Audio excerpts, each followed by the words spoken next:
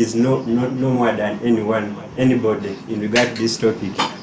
Looking at their working experience and what they have done in their experience. We understand the Constitution promises that justice for all without discrimination, yet for many of Ugandans, especially the poor and the marginalized and those in rural areas, justice is not a lived experience.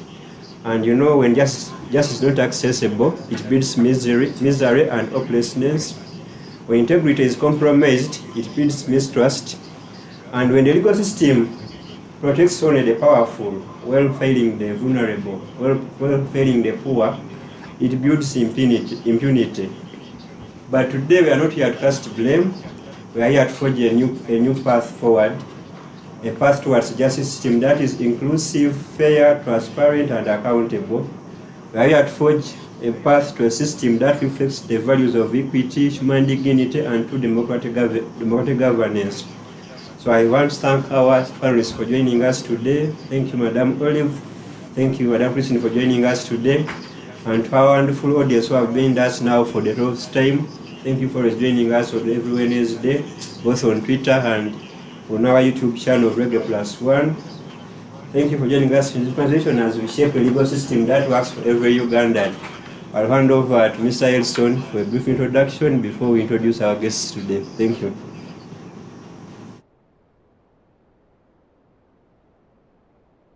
Thank you.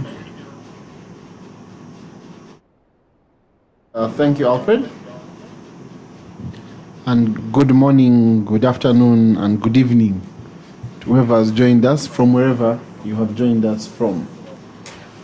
It is a great honor and privilege, as usual, to engage with colleagues, and I am honored to have our usual panel, Alfred, Muyaka and Mercy Chemutai Makabai. And today we've been joined by Bidibwa and Suvuga Christine and Omumbeja Olive Nasun. I think I think colleagues will agree with me that the work of justice is hard, sometimes painful, many times a thankless job. And I think the people who have been at the forefront of doing this thankless job are the two guests we have. They'll talk about themselves in better detail, Alfred, but I think Christine was I think she's currently the CEO of Praxis Conflict Center, where she's working with the retired justice, where they do arbitration and mediation, and mainly handle commercial clients. But across the board, they handle across the board, but there's also sort of commercial work there. She was also a founder of justice centers. If you go in the courts of this country, up country, at every point you'll find this small little office, not an office, maybe sometimes, how do I say it nicely? Container. Sometimes you find a container in the courts, and at the back of the container there are 2 or 3 lawyers serving the public. It's a government project, donor-funded, a JLOS project, a government-funded project, but it's really the first legal aid project in Uganda. Many countries in the world have what they call legal aid, where the indigent, what they call the indigent, are people who have legal challenges are given help, and justice centers has been at the forefront of solving problems. I think you had also previously worked, I think, with DFID, if I'm right, on the EU and also in many anti-corruption measures. But for our conversation, we want to really understand this building, or this alternative justice in arbitration and mediation on the one hand, and then on the other hand, access to justice for the people who can't afford to pay legal fees, because the people who come absolutely can't afford. And I think there's even a means test, at least there used to be, a means test to make sure that can you afford or you can't afford. Our other guest, Omumbeja, I think people who go to court a lot would have known Omumbeja from Entebbe. I think it was in PG as well, Nakawa High Court, I think the Entebbe Magistrates Court, the PG Chief Magistrates Court, the Nakawa High Court, and the Criminal Division of the High Court, and maybe other courts where she served. I think many colleagues found her in Nakawa when there was in the High Court circuit in Nakawa, and then it was later transferred into the criminal division of the High Court. And basically, someone who handled thousands of cases, who made sure that the work of justice is done and that courts are functioning, and a very experienced senior clerk in the judiciary of Uganda, and someone who really has that feel for justice, who knows the files that are moving, how files are moving, the judicial officers who are moving, and the judicial officers who are finding it a challenge to move. And so we're very grateful to have you both here. It is our honor, our privilege to have this conversation. And I'm sure I speak for Alf and Mercy. Maybe, I think I do. At least Mercy, don't I?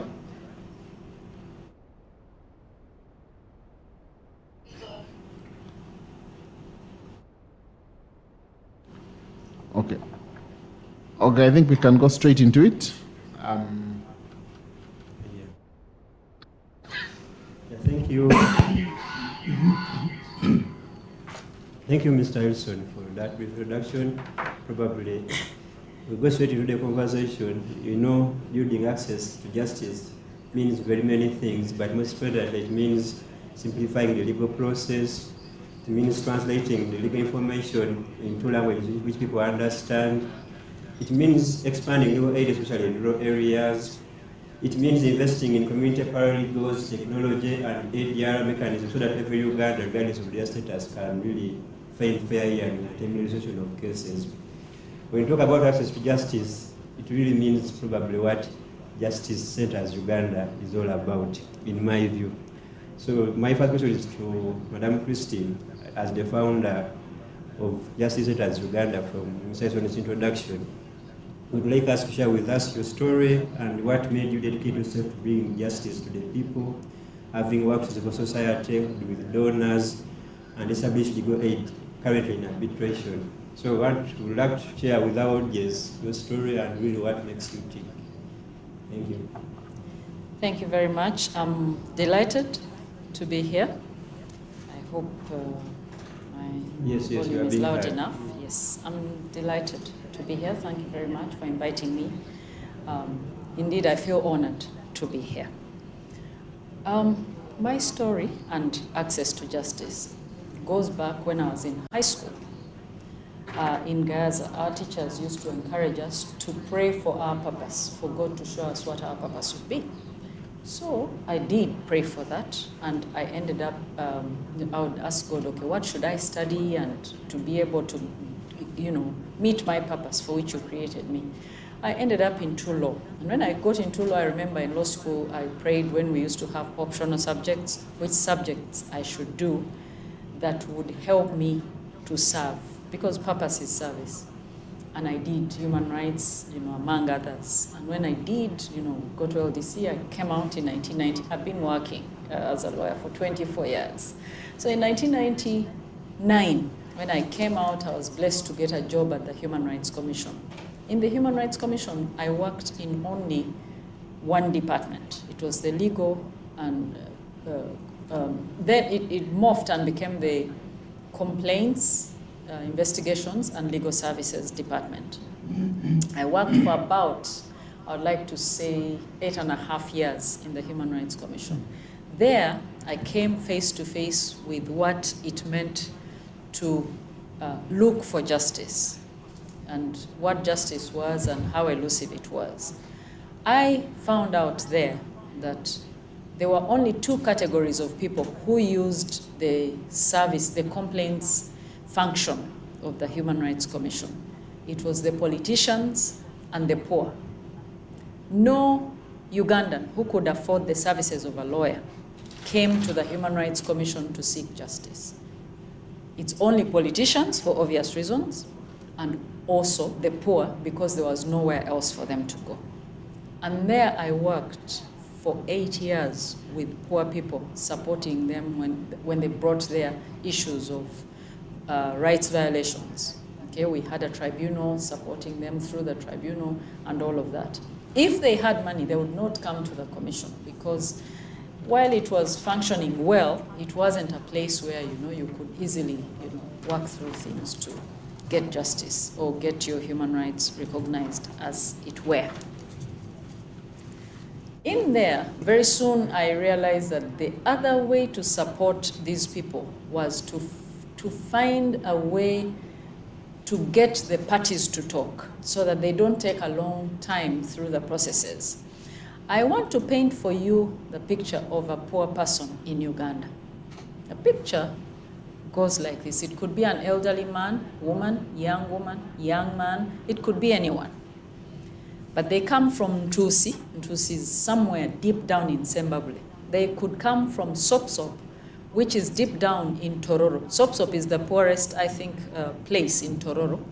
They could come from Chanamkaka, somewhere deep down in Masaka, very poor people.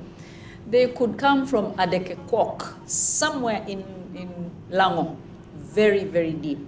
They could come from, which other parts? Nyarushanje in Rukunjiri. Very deep down there. That's the person we should be thinking about when we are thinking about access to justice. When this person gets a problem, normally those problems are going to be issues especially related to land. When they have a problem with land, it is going to be that someone is threatening their interest in that piece of land. And usually people like that don't own too many pieces of land. And so they need help. Maybe they go to the LC. The LC can do very little. Maybe they go to, from the LC, someone might say, go to the police. We know that the police is going to say, we need fuel in the car. We need you to facilitate us to come. We don't have paper, buy paper. You're talking about a person in Sopsop, in Toro. They don't earn 50,000 Uganda shillings a month. So they don't have money to give a policeman to go and to find a piece of paper and pen to write their story or their statement for that matter or whatever. So they've gone to the LC, very little help. LC has very little help to offer. We must acknowledge that. They've gone to police, they don't have the money to give police. We know police is going to ask them for money to do the basic minimum services. Where do they need to go? Sub-county. Sometimes they'll go to, so they end up in this thing called forum shopping because they are not getting the access. Meanwhile, their land is either being taken away or has been taken away, or they are somewhere, they are in a state of uncertainty. And who's taking the piece of land away? Somebody who knows that this person is too poor to afford justice, so if I take it, they'll have nowhere to go. So they have the full force of the police, by the way, and the law on their side because they have money. It is what it is. So what happens? What happens is that this person, they are at the threat of losing their piece of land. It is where they derive their sustenance. It is where they grow a few crops for feeding and then also sell some to buy soap, sugar, salt, a matchbox, and some paraffin for what we call turnover, and they still exist. You can Google, you'll find out what it is. And so their life is at stake. Their children, if they were going to school at all, cannot even go to school because the little money that these people can have or have cannot go to school. It must go to support. So someone tells them, you know what, go to Kampala and find a lawyer. Or here in the village, the son of so-and-so, what is a lawyer in need money. If you're coming from Ntusi, you need a minimum of 120,000 Uganda shillings to come and go back. Do you know what that person does? They had a goat. They had 2 goats. Now they are selling off one. To be able to raise, they won't even raise 120,000 out of a goat. They're selling it to another poor person in the village to come to Kampala. They come to Kampala and the lawyer says, please give me money for opening. Instruction fees, we call it. Lawyers, instruction fees. It's not going to be 30,000. No, it's going to be a handsome amount of money. Let's assume this person can even afford that. Many of them can't. And when they can't, they come to a lawyer who says, I need instruction fees to open a file to do ABCD. They fail to raise that money, so they went to police, they went to LC, They went to sub-county, maybe they went to the town clerk to seek for help, who said, go to RDC. They went to RDC, who, it's a political office.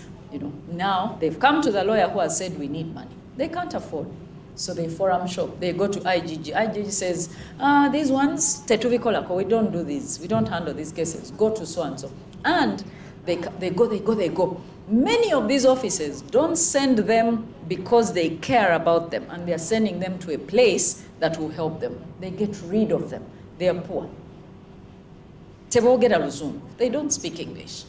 There's nothing about a poor person that is attractive. And let me tell you guys, so many people in Uganda are poor. It's painful. So many. We are here, SC, all of these. But the people we talk about in Uganda, I'm telling you right now, tonight, you might find that, 60 and more % of the people in Uganda right now cannot afford dinner tonight. You go and do the research, you'll find out. I'm painting you the picture of access to justice, of a poor person vis-a-vis access to justice. So they come to the lawyer has told them, they forum shop, they go to the Human Rights Commission and says, this is not a human rights issue, it is a legal issue, hire a lawyer. They've already gone to the lawyer who they can't afford. They go, okay, they end up. So this is the story of an ordinary Ugandan, okay? Now, what then happens is that we say, no, something has to be done. So in the Human Rights Commission, I saw a lot of these people that didn't fit the bill of coming with a human rights complaint, but they had nowhere else to go. At that time, I think the Uganda Law Society Legal Aid Project maybe was starting, FIDA was there, things like that. But FIDA had their work, so there were very few places to refer these people. They needed help. So the first thing I remember I asked my chairperson was, can you train me in, I had read about mediation. Can you train me in mediation so that I support these people through mediation? And she did, she listened. Her name, bless her soul, no, not her soul, she's alive, bless her. Her name is Margaret Sekaja. They took me for training in mediation. I came back, set up a mediation program, and we started to mediate. Many of the cases we used to get, by the way, were fathers refusing to take care of their children after fathering them. Most of the cases we got at the Human Rights Commission. So through mediation, we ended up resolving about 360 of those in a year. So I knew then that mediation works. We built up that program, and I hope it's still there. I've been gone a long time from the Human Rights Commission. Sorry, my story is long, but I'm about to finish. Now, after that, I was in the Human Rights Commission for a very long time.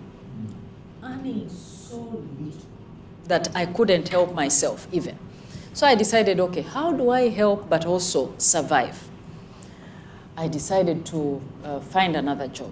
I went and worked for an American NGO. It's called the International Justice Mission. And there we were going to court for poor people who had succession-related issues, okay? So I went and worked there for 2 years, but I felt that I needed to serve a bigger audience. So while there, a job was advertised for someone to come and establish this project called Justice Centers. No, maybe the name wasn't even structured yet, but someone to come and establish a program. So I applied for it, I got it. And there, what I was looking for was that I could put in my own understanding of how people suffer so that it would work for everybody. Fast forward, it is a justice law and order sector program funded both by government and donors, or at least used to be. But now the Democratic Governance Facility pulled out and it became a challenge, and it has many challenges of finances. But then we started it on the 9th of December in 2010. And it's still going, but I left in 2017. And I'll tell you why. We did do a lot of work, I moved this whole program of mediation into it, and believe it or not, every year we resolve about 700 cases just through what we call mediation. Mediation is when two parties have a problem, you sit with them as a neutral party and support them to resolve their challenge. About 700 cases a year, 700, 750, you know, just through mediation. Of course, we went to court also, you know, around the country, and that's a different story. For the cases in which we went to court, I can tell you right now, there's a case which was from 2000. It came to justice centers in 2012. We got some lawyers, private lawyers, to support us on the matter because it was now at the Court of Appeal level. And to date, that case is still in court.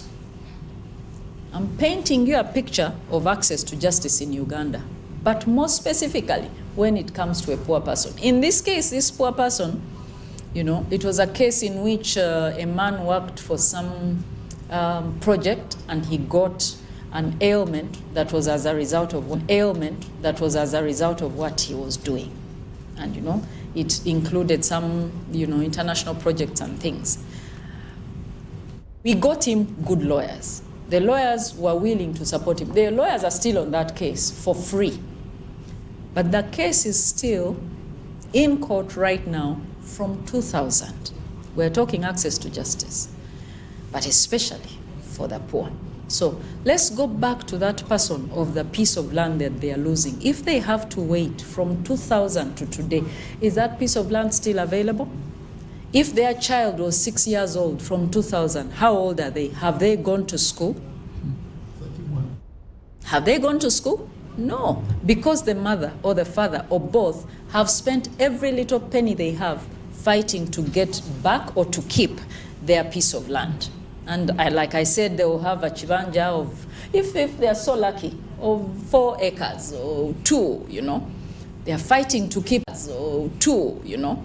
They are fighting to keep it. It's their whole existence depends on it.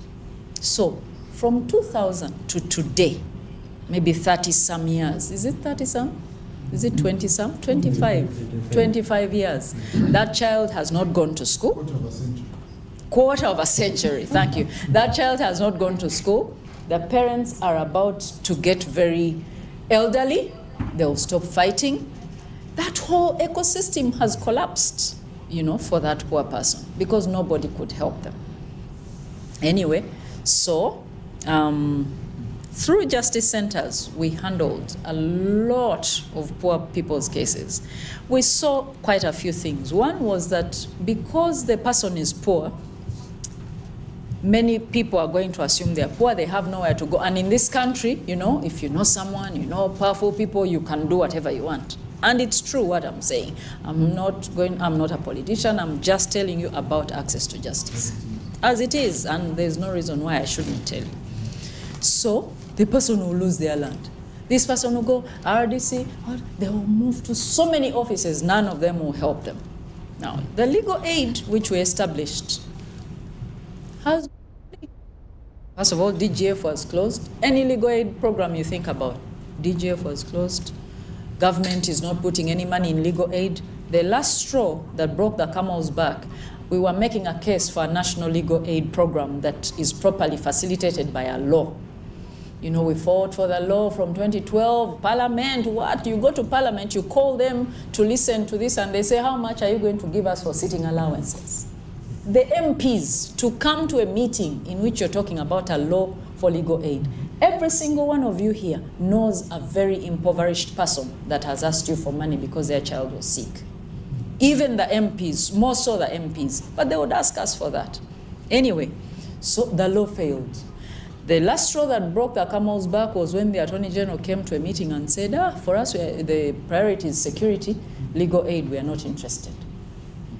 So the poor are still on a quest for justice.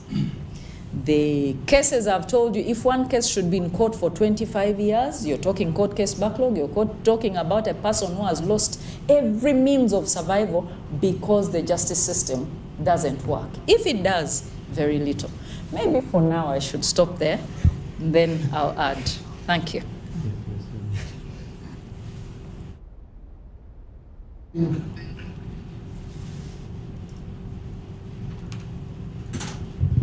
I think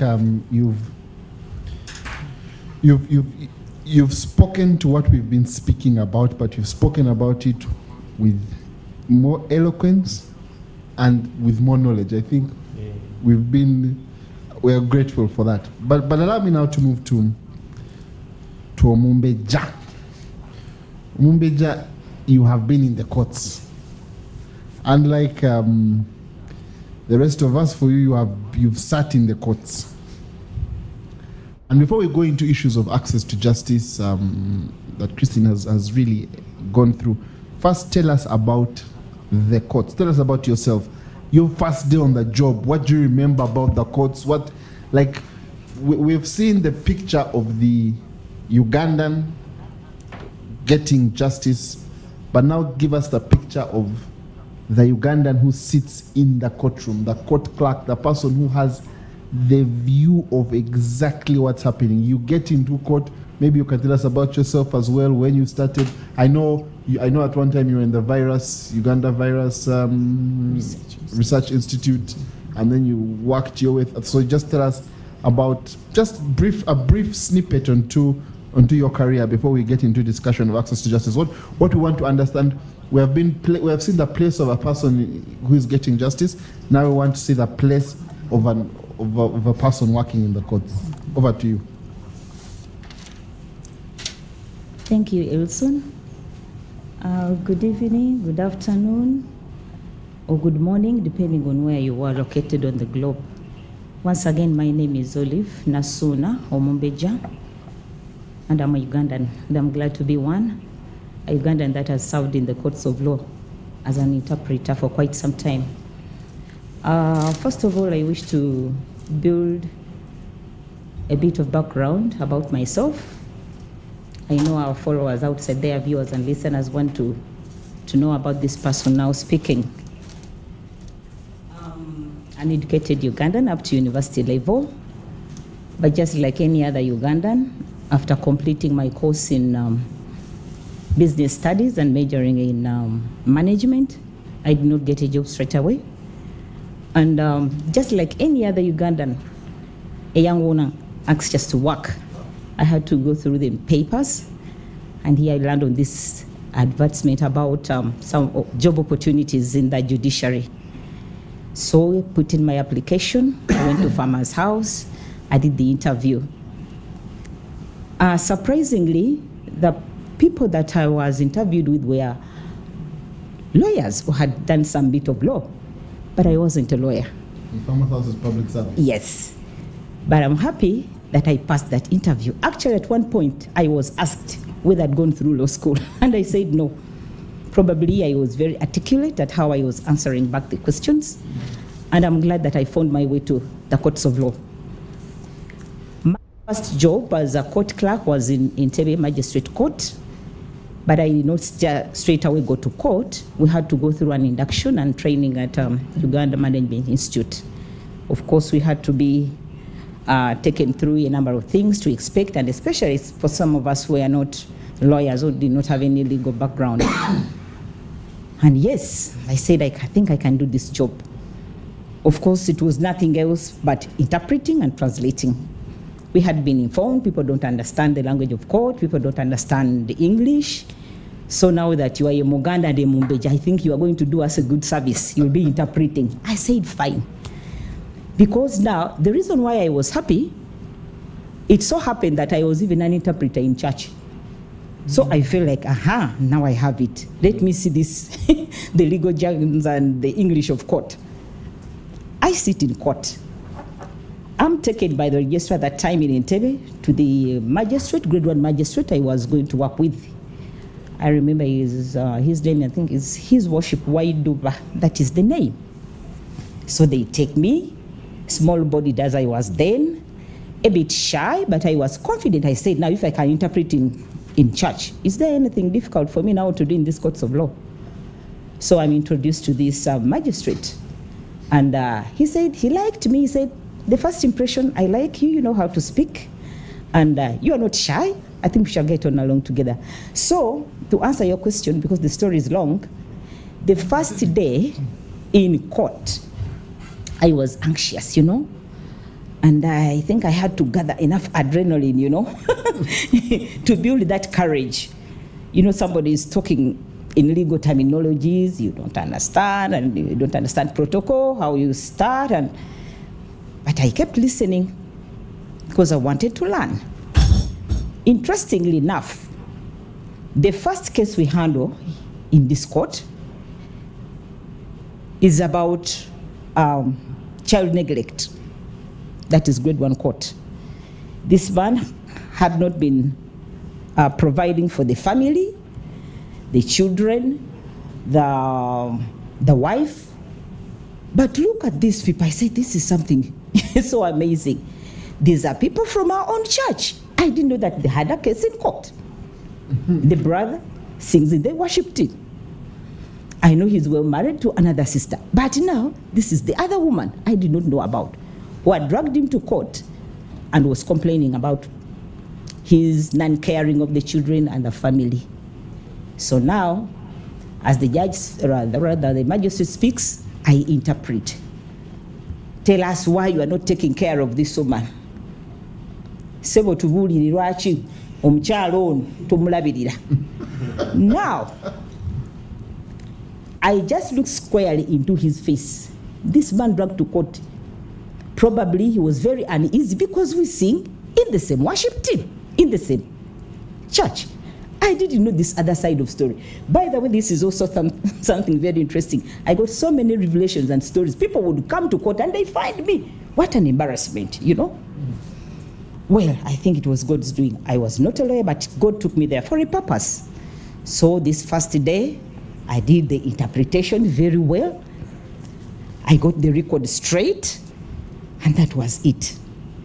At the end of the day, I go back to my magistrate. I ask him, how have I done? He said, oh, you are overwhelming. You know, you got everything spot on. You are a very good interpreter. But I would encourage you that after 6 months, think about going to LDC. I did not even know what LDC is. I asked him, what is LDC? That is Law Development Center. Get a diploma, read the law very well. I know, who knows, 10 years from now, you'll be a very wonderful judge or magistrate. I said, fine, I will look into that. To be honest, that was not my thing. Law wasn't. I wasn't interested for one simple reason. I knew the law is corrupt. And being in the church confinement, we would read so many stories. When I remember this woman in the Bible who sought for justice before a corrupt judge. So I said, no wonder why some judges are duped corrupt. It's already in the Bible. People should not hide under their beds when they talk about a corrupt judge. The story started 2,000 years ago with that judge. He was corrupt. This poor widow. I'm so glad that Madame Birawa has brought it out. I don't know why widows are really poor. There is no way you can be poverty and widows, my dear. They move together. You talk of a widow, the next thing you will see poverty moving along with them. So it started in the Bible. And based on that, I, for one, did not like the law. Because I knew in my mind, people are corrupt, lawyers are corrupt, judges are very corrupt, even it's written in the Bible. But God wanted me to learn so many things, interestingly. So from this church, rather from this court, Magistrate Court of Entebbe, I want to be honest with you. I don't know, but somebody, I don't know whether it was a rumor or something like that, because I am also a writer. I write poems. And when I land on anything that can really turn people's heads around, I pick it and pin it somewhere, at least for public consumption. Let them read as they go to the bathroom, to the washroom, they'll get some good sense. Now, this poem I landed on was about the parts of the body which wanted to become boss over the body. The head, the eyes, probably, I'm dealing with lawyers, you've read something about the same, you know, about who would be, the body parts were complaining and arguing over who would become the boss. The ear said, because we are very big, we are wide, we can become. The eyes, because we see where you are going with. The legs, because we can carry you. But there is this one other man with the letter A from behind, I will not mention from here. He kept looking at them and said, good, you have all talked how beautiful you are, how exposed you are. But for me, I'm always hidden and I'm not exposed. I will look up and see. whether I will continue boasting over who is boss. You see? So when Mr. Locked himself, these others came pleading for mercy, for justice. So it was so interesting. I happened to pin it somewhere on my desk in Entebbe. But I was told over the weekend, one of the magistrates, the chief then, I will not mention their name, as she was moving around, she comes across it on the wall, pinned on my side. She read it. Then this person who came and told him the story, he said the magistrate was very annoyed and said, I think this court clerk is a wiseacre. How can she put up something? She's like pointing at me. So does she mean to say that I am the Mr. A or somebody else? I don't know. That one in itself landed me into big problems. In 2 weeks' time, I was given transfer to Luwero as a court clerk. Imagine I've been at the station for 6 months. Now they want to send me to Luwero. I tried to plead. I came to High Court then, talked to the personnel. She was a lady that time, I will not mention the name. She did not have kind words. Already, information from the magistrate had come to her. This woman has to leave the station and go very far in Luwero. She's a threat. Those were the words. I said, a threat? For what? I'm just a simple clerk. This one is a magistrate. She said, you cannot argue. We cannot leave you on station with your boss. You have to go to Luwero. But somehow, there is another judge that time. He came and said, no, you should also listen to this clerk. Do you see how justice also within our court settings can also become a very big problem? This is where it was started. Before we even look outside, you know, a clerk who's been on station for just 6 months, you want to send them to Luwero already? So when he sat me down, he talked to me like a father. He advised and said, no, you will not enjoy your work here with that magistrate. What we can do, probably, there is a slot in Impigi. Somebody wants to locate to another district. I think you can take up that slot. And I advise you take it up. I really took it up. And I went to Impigi. But all this was God's doing. I didn't know. I didn't understand. Remember, I'm not a lawyer. I'm just reading books and getting to learn and listen. Now, in Impigi, I get comfortable in Impigi. I start working. Remember that time, high court circuits, courts would just rotate around, you know, the region, and we had one high court in Kampala. But during those sessions, judges would come to our courts. On this particular session, this is what happened. A justice by the name of, judge, yes, lady judge, don't remember her name. No, but she's passed on, she went to be with the Lord. Oh, I've forgotten her name. So when she comes to Mpigi for that session, she calls the chief magistrate then and asks whether they have an eloquent interpreter. But because I was new to the station, I found this other clerk already in place. She went there herself and she claimed to know everything, to have it all. They could not push me there because I was new to the station. I said, fine, let her continue. And you know how long these sessions can really take. Now, the late Justice Nahamia, I've remembered the name. For those of you who have worked with her in court, you know how long she would sit in court. From maybe 8 o'clock and maybe up to 7 in the evening. So for the first 2 weeks, this clerk worked with the judge. It was so overwhelming.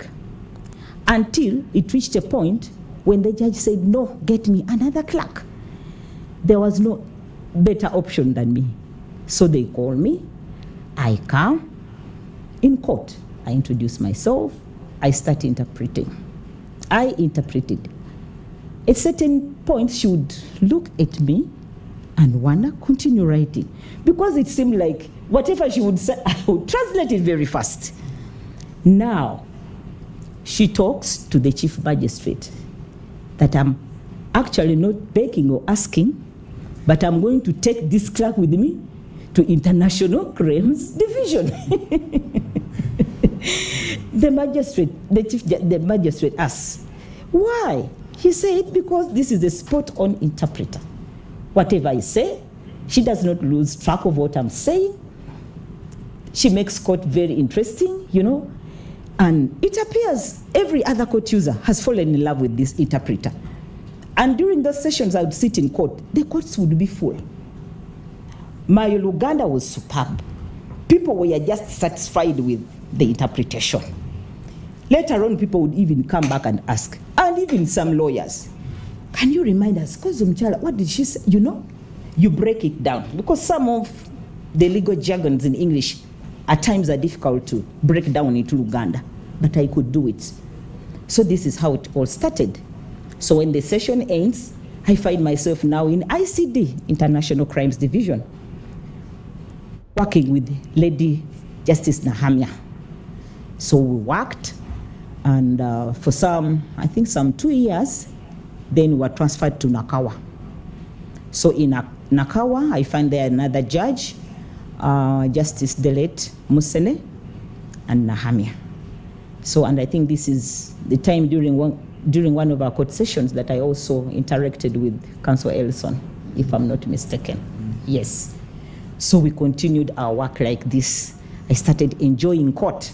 But you can see the story from Entebbe. Now I find myself in ICD, and now I'm also in Nakawa. I've been elevated now to being a court clerk for the judge. Now work was really overwhelming, you know. I had to teach myself. I had to be very attentive. I had to learn, you know. People are talking about WSDs, people are talking about so many things, you know. But you know, like any new person working on a station, don't think you are very welcome to the old people that you found there. They may not even want to teach you. You have to teach yourself, you know. I had to teach myself because I knew I was not a lawyer. I was just a simple interpreter from church, and now I am in court. But because I was desirous and very, very interested, I had to learn everything. By water, by fire and force, I had to learn. And it turned out now that I start hearing stories from my back. Maybe this court clerk knows somebody in the judiciary. Why are all these favors going to her? Why is it that whichever judge comes around for a session, they want this woman to be the interpreter? You know, these things do happen. But I didn't mind about that. My focus was, I want to learn law. Although later on at Nakawa, I thought of now going to LDC, but the funds were not enough. I tried to ask people how they do it. I heard of others being sponsored, but by which organizations? Was it the judiciary doing it? How was it being done? All I could get others that time who were going to LDC, for us, we just reach into our pockets and we pay the fees. It was overwhelmingly high. I couldn't do that one. So I just cooled down and said, this is what is before me now, let me work. I have a family to look after. The work was overwhelming. But the most important thing is that the judges now that I worked with in Nakawa taught me a lot. At times when Justice Nahamia would be absent, I would work in the other court of Justice Musene, and I would learn. And I learned. So it was very challenging, I should say. First of all, we had to handle a number of cases, criminal cases and civil cases. And being one clerk, working on all these files, and at times staying very far away from court because I was still commuting from Entebbe to Nakawa. I had to keep time to come around, organize court when there is a hearing, ensure that every document is on a particular file, ensure that the witnesses are in court so that when you start, you don't embarrass yourselves by not having gotten the information from lawyers that these are the kind of witnesses that we have in court, you know, and so many things. So I kept on working and believing for a better day to my side as a clerk. Now, I would at times wonder, is this all that I was created to do? Come in court, interpret, arrange all these files, organize them, carry them, go to the computer, enter CAS, the court administration system, for updating court cases, to know when, to know their status and when they are coming back to court. It was really tiring. It would really bog you down. Then this is the time you'd start thinking about even how much you are earning. Is it really worth all the energy you are putting into this thing? Is this money really worth what you are putting into? Because as an interpreter, I used to give it my all. I was not only attending to court, I should say, but also to other clients of court outside court. People would come to inquire, People would come to ask so many questions. It was overwhelming. But I was grateful and thankful on the other side that, who am I? A person who never went to law school, but here I am. There are certain things I can even do better than some of the lawyers, They would even ask me. Now from there, I went to High Court Criminal Division, as informed you, the circuit was transferred to the main criminal division. So in the criminal division still, I became the lead clerk, working for the head of division that time. It was Justice Mosene, so we continued working together. I was this time exposed to a number of things, a number of lawyers, a number of court users, started finding out the problems people were faced with, to know how to handle them and refer them to where they would get what actually they need, the information they need. And I continued like that. But like any other human being, there is a time I made this statement to myself, that when I clock 50 years, I don't want to see myself seated behind that chair and doing nothing else other than interpreting, So I was now looking out for possible alternatives. What should I do next? But I remember I was invited by a certain lawyer who is running also an NGO. She said, I used to see you in court. You can talk, you can explain, you can do so many things.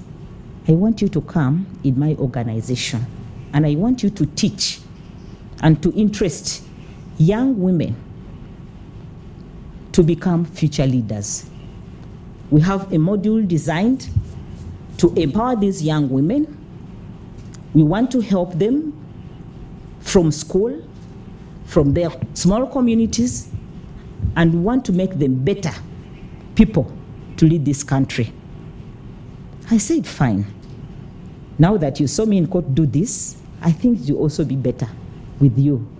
So now when I joined this organization, which is Women's Democracy Network, Uganda chapter, I decided to bow out of court in 2021. So I put in my early retirement, and I said, let me go and serve somewhere else. But even then, there's certain things I may not disclose here, or maybe later on I may be forced to disclose. You must agree with me that we need to do business differently in our judicial system. And I think that's where, and I think that's where we will. Sorry, I hope I'm clear. I think that's where we want to pick it from, that point of we must do business differently. And I think you've given us a fantastic eye view of your own career and the time that you served. And maybe we can shift back to you. Maybe let me first shift back to you, Christine, and then after me, after I ask you this question, then Alfred will send a question as well. We need to do things differently is how Mumbija has ended off. You have given us, Christine, as well, a broad view of where the state of legal aid and justice is. But can we talk stories? Can you just give us the cases which you saw? You gave us one, but could you give us the cases which you saw which impacted you, apart from the one of 2000, the backlog one, from 2000 up to 2025, the case is still ongoing. I had one recently, a judgment recently coming from the High Court of Ginger, civil suit number, I forget the number, of 1999.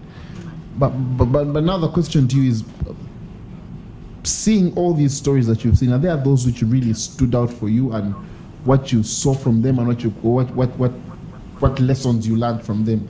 The stories of, because you painted for us a picture, Mumbeja has painted for us a picture of life in the court system, but you painted for us a picture of a court user, the difficulties. The difficulties. If you could just give us those cases which really stood out for you and which really people need to know. In the spirit of, we need to do business differently. Okay. Thank you, Ellison. There are many stories I could tell. I'll give maybe one or two. I'll start with one, back in fact in the Human Rights Commission, of a man called Fred Bagole. He got into a taxi in Nakawa, and he found that taxi, in fact, was not really a taxi. It was what these days you call them what? Those vans? Drone. It was then a drone, in the early around 2003, 2004. It was in fact a drone type. It had people trying to arrest someone, and it was some kind of mistaken identity. So he entered this taxi wanting to go to Ginger, and they thought they had got the person they wanted. So they tortured this guy, asking him for information he had no knowledge about, and after they had kept him in some safe house for so long, for months, they realized he was the wrong guy. But you know what they'd done to him? They tortured him so much. I don't know, things through what they'd made him urinate on live wire. They'd done so many things to that man. He shows up one day at the Human Rights Commission, red eyes, looking as if, someone is about to, grab him. He shows up, someone brought him. And then we go through that story. He goes through the Human Rights Commission tribunal. He's awarded 66 million Uganda shillings. For a poor man, he was a poor man. He used to do, small trade. For a poor man, it was a lot of money. But at that time, to get that money out of the Ministry of Justice, out of the Attorney General's, chambers, was like going through an eye of a needle. First, the world flared up over how could he be awarded 66 million at the time, that it was so much. Even then, it wasn't for what he had undergone. It wasn't. Long story short, at the time, if you wanted to get the money out of Attorney General's office, you had to sell your judgment to someone who knew how to work the corridors of the Ministry of Justice to be able to get the money. So if, for example, 66 million, you accept 30, someone buys your judgment, they have their connections, they get the money. It was like that. Anyway, this man, the long story short is that he died without accessing even a penny of that money. Why? Because the system didn't work. Because this access to justice system did not work for the poor. You hear people who say that justice is for the rich or for those that have money. It is true, whether we like it or not. If you don't have money in Uganda, you cannot access justice. I've just told you about how a really well-functioning justice centers has been brought to its knees because government isn't interested in legal aid, And yet, we are a country of poor people. Guys, I want you to reflect on Uganda. We are a country of very poor people. So all our programs should be looking to the poor. How do we support them?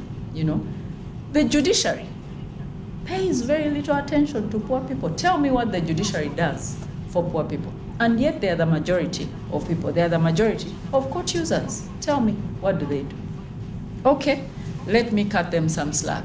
Now, the judiciary has, in fact, it's for everybody. The judiciary has put in place a very robust mediation program, like a revamped mediation program with senior mediators, and also many cases are being mediated to reduce backlog.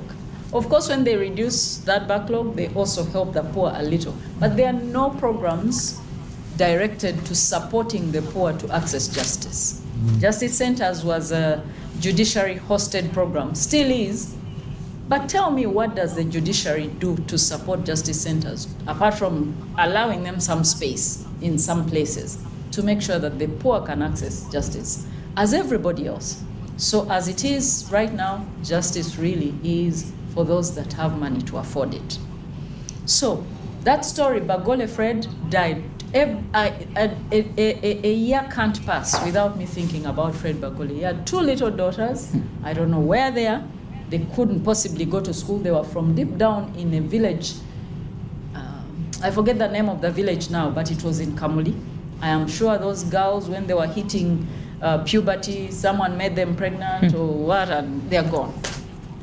And let me tell you, when we think about a country, we must think about the healthcare system, we must think about education, and we must think about access to justice as 3 cooking stones, without which we are wasting time. They all work together to support each other.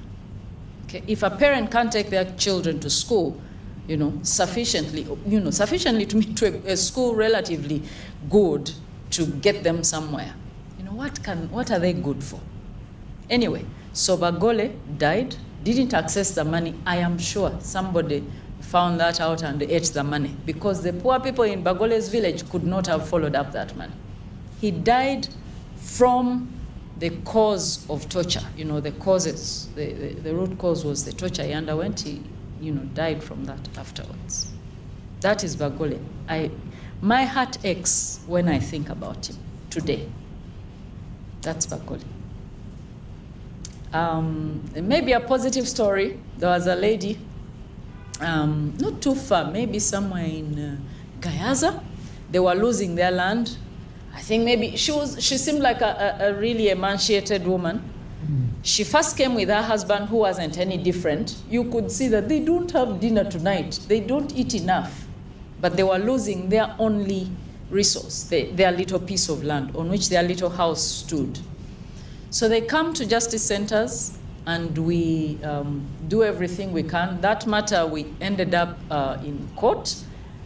We got judgment. We managed to save them that little house. The reason I tell that story of that woman is one day she came to me with a kavera. You know kavera? The light ones, like bread ones or sugar, in which they put sugar when you go to the shop to buy it.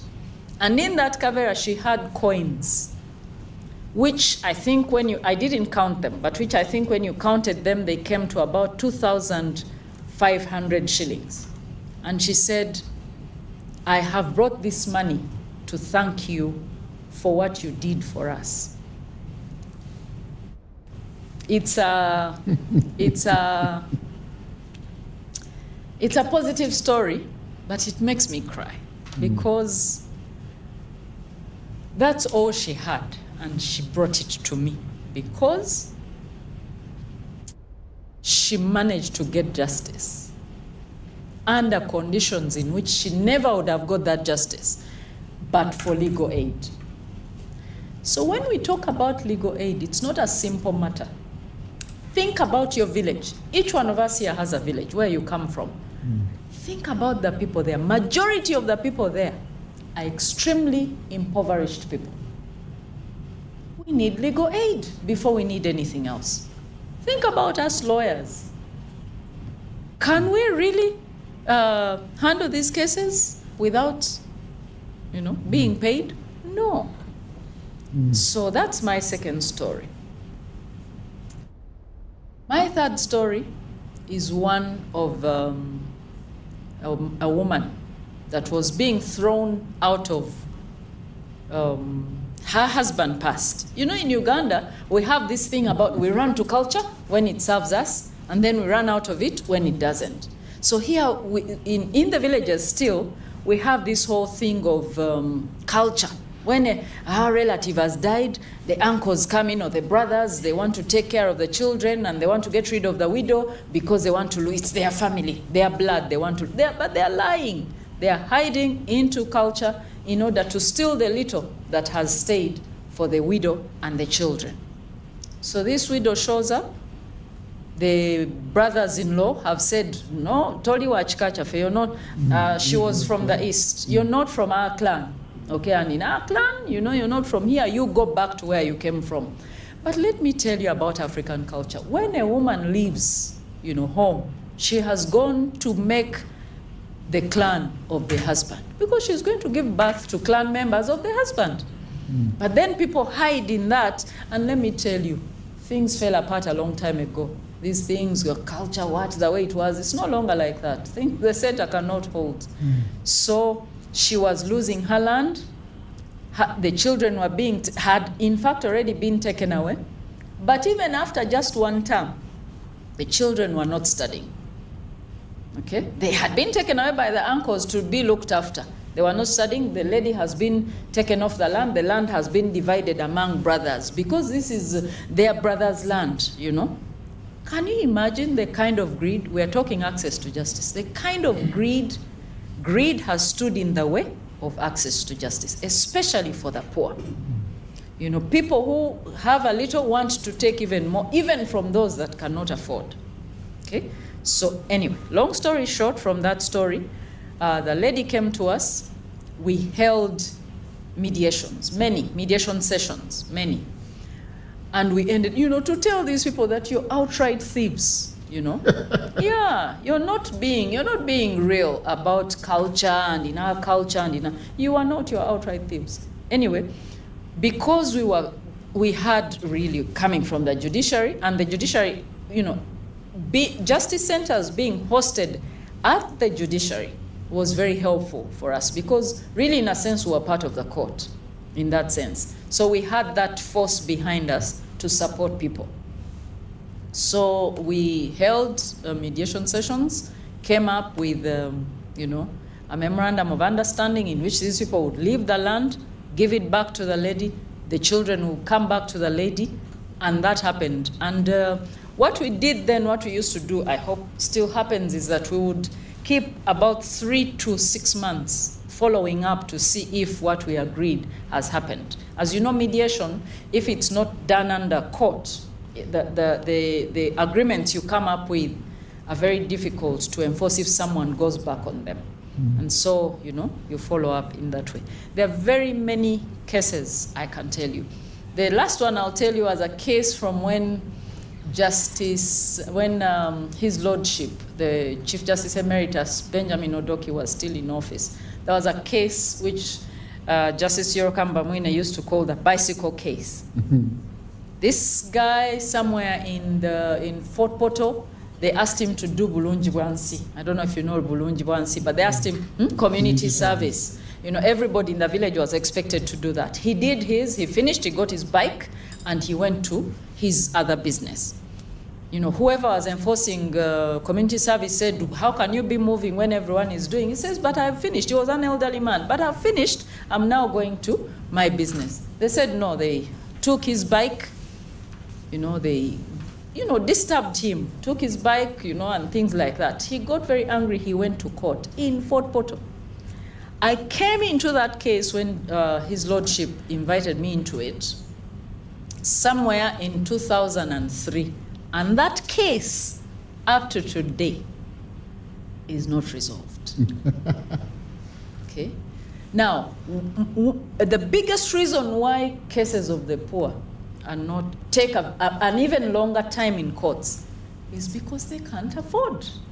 Okay? If you really are wealthy, if you have money, you will find ways to make sure your case moves. They do. You lawyers will bend your backs backwards to make sure that your clients get what they need. Even it takes long. But for the poor, it will take 2, 3, 4, 5 times longer for them to churn one case out of any court in Uganda.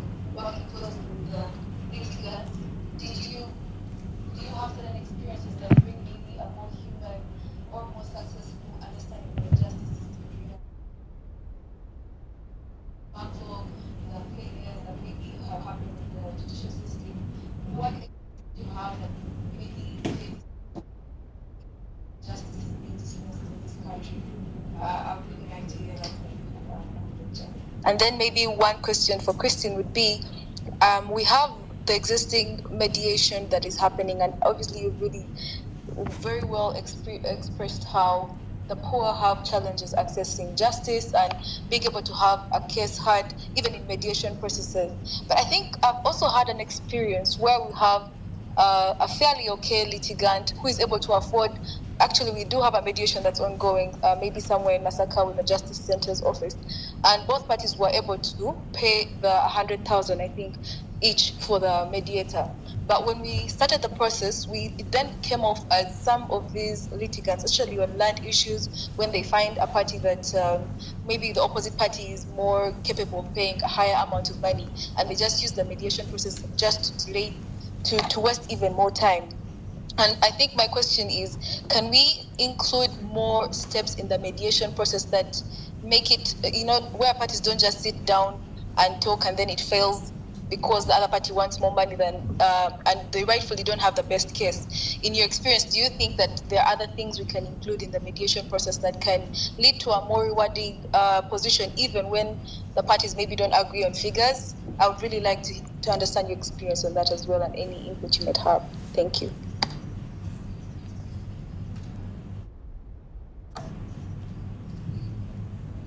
Maybe we'll start with Mumbeja.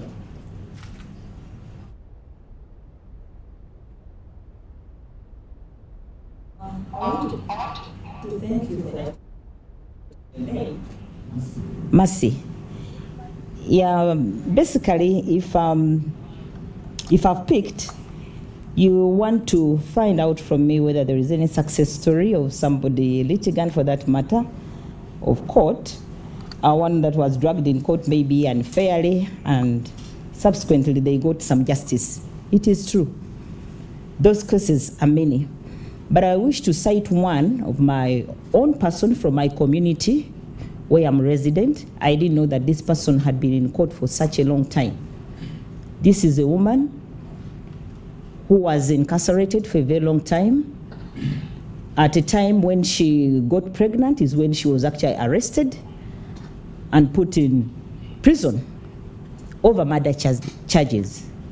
And this is how it happened, because in my community, I used to hear that story. But little did I know that I would find these people in court of Nakawa. So this is how it started. It was late one evening when a security officer in the village, he was drunk, he had a gun with him, and he went to this busy community trying to shoot around. The stronger men and boys got him and even took the gun. Others came and beat him up. Because he was drunk, he started bleeding. And finally, he died. Now people come around to find out, who is this man that is dead? And that's why he ended up being killed, So this woman comes with a torch. It was around 1 a.m. She lights the torch to look at this man, a familiar man by the names of Kadogo. Hey, Kabamute. That statement alone, little did she know that police had come, somebody had reported that somebody is being lynched, and finally he's dead. So they find this Nakato woman, who was at the time, I think, 5 months pregnant. They arrest her. On the scene of crime, they put her in. Of course, others ran away. Now, the case started dragging. Who are the people that killed this man? Nakato, you must say, because we found it there at the scene of crime with a torch. You must have known the people who did this. And actually, I think you are one of them. So now, because they don't get these people, Nakato was taken in. The case kept dragging and dragging for about 3 years. The sad bit about this story is that she even had her baby from prison. So by the time I come in Nakawa, Nakato is brought before Justice Nahamia. Now these people of my community, learned that I'm also working in Nakawa and in that very court of Justice Nahamia. But of course, because in my community I had heard some bits about this story, which in myself I believed, but of course the decision would be taken by the judge herself. You know, when we work in courts of law, we are very, very human. At a certain point in time, I believe even the judges have to act like human beings when they decide these cases. Apart from the law, leave alone the provisions of the law, that once you are convicted over these charges, this and the other, this is the punishment. But they are also very, very live human beings who can listen, even outside court. Now, because I was so touched by the story of this woman who innocently came with a torch that night to look at this man who had been killed and finally finds herself in prison, incarcerated that long, and even gets her baby from there, I had to do something. But of course, these people come and talk to us even as clerks. Please talk to the judge. These are the bits of the story. This is what happened, this and the other. So to a listening judge, they will listen to that story. But of course, we must not rule out the fact that they are very intelligent. They have to balance. Is it really true? So now when I talked to judge about this, I said, besides the submissions by the lawyers and what the state has to tell court, but this is the story. I know this woman, she's from my community. So it's up to court. If it pleases court, something has to be done about this woman. And let me tell you, during that time, now again people start hearing that, hey, the man who killed Kadogo is in Buvuma. You hear about that? Is in Buvuma. Buvuma is so many miles away from here. I think you have to go through Mukono, you know. But now they are almost deciding the case. But now the judge said for 3 years, hearing this case, there is no witness. There is no what. Now what can we do? Even the accused person, the ones who killed, are nowhere to be found. Who will ever go to Buvuma? So now I left it to her. She told me, let us give ourselves space for a month and we see what we can do about this woman. The woman was desperate. She would cry each time she would appear in court and everybody would be touched. But let me tell you, God does miracles. When Justice Nahamia comes, she said, I'm not deciding this case because you, the court clerk, Mumbeja, told me this and the other. But I find this woman is really innocent. She ignorantly ran with a torch that night. But of course, as a pregnant woman, I wouldn't think she would really beat the man who had a gun, because those were the allegations that he had a gun, he was a security, whatever, you know.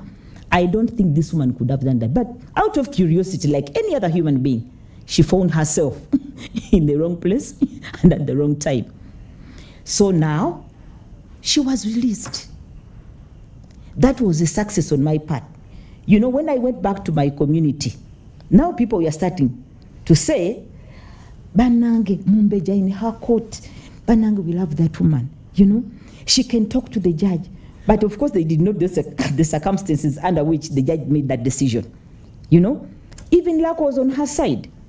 So, humanistically speaking, the judges, the clerks, and every other person working within those confinements, we are very, very human. We do understand. But the only thing that can go wrong with us is to try to compromise or even choose to become corrupt of any sort. You don't want to listen. That is also corruption. Why don't you listen to these people? It is a decision and a choice one decides to take, that I will be corrupt. My sister here from Legal Aid has said in Uganda we cannot have justice anymore because there is no money. Think about a situation if I had demanded for lots of money. That if I'm to talk to the judge has said, you bring this and the other. But at the back of my mind, I remember this is a woman from my community. And I think she talked of purpose. It was for that purpose that God took me to that court at that particular time to make this woman have justice. If I was not in Nakawa, you think about, if I was in Entebbe, probably should never have gotten that justice, you know. But now from Mpiji, I find myself in Nakawa. In Nakawa, the woman is granted justice. People went back home happy. She has talked about the 2,500 shilling coins, you know. But let me tell you, later on, I think it took like 2 months later on after her release, she comes home to my home with her family to say thank you. But thank you with what? Chicken? Matoke? Because this is what they could afford. Thank you so much for what you did for our Molongo. She went pregnant, expecting a baby. She came out of prison with a 3-year-old child. Just imagine. Think about that. 3 years waiting for justice. So I think we are in these offices, we are in these positions for a purpose.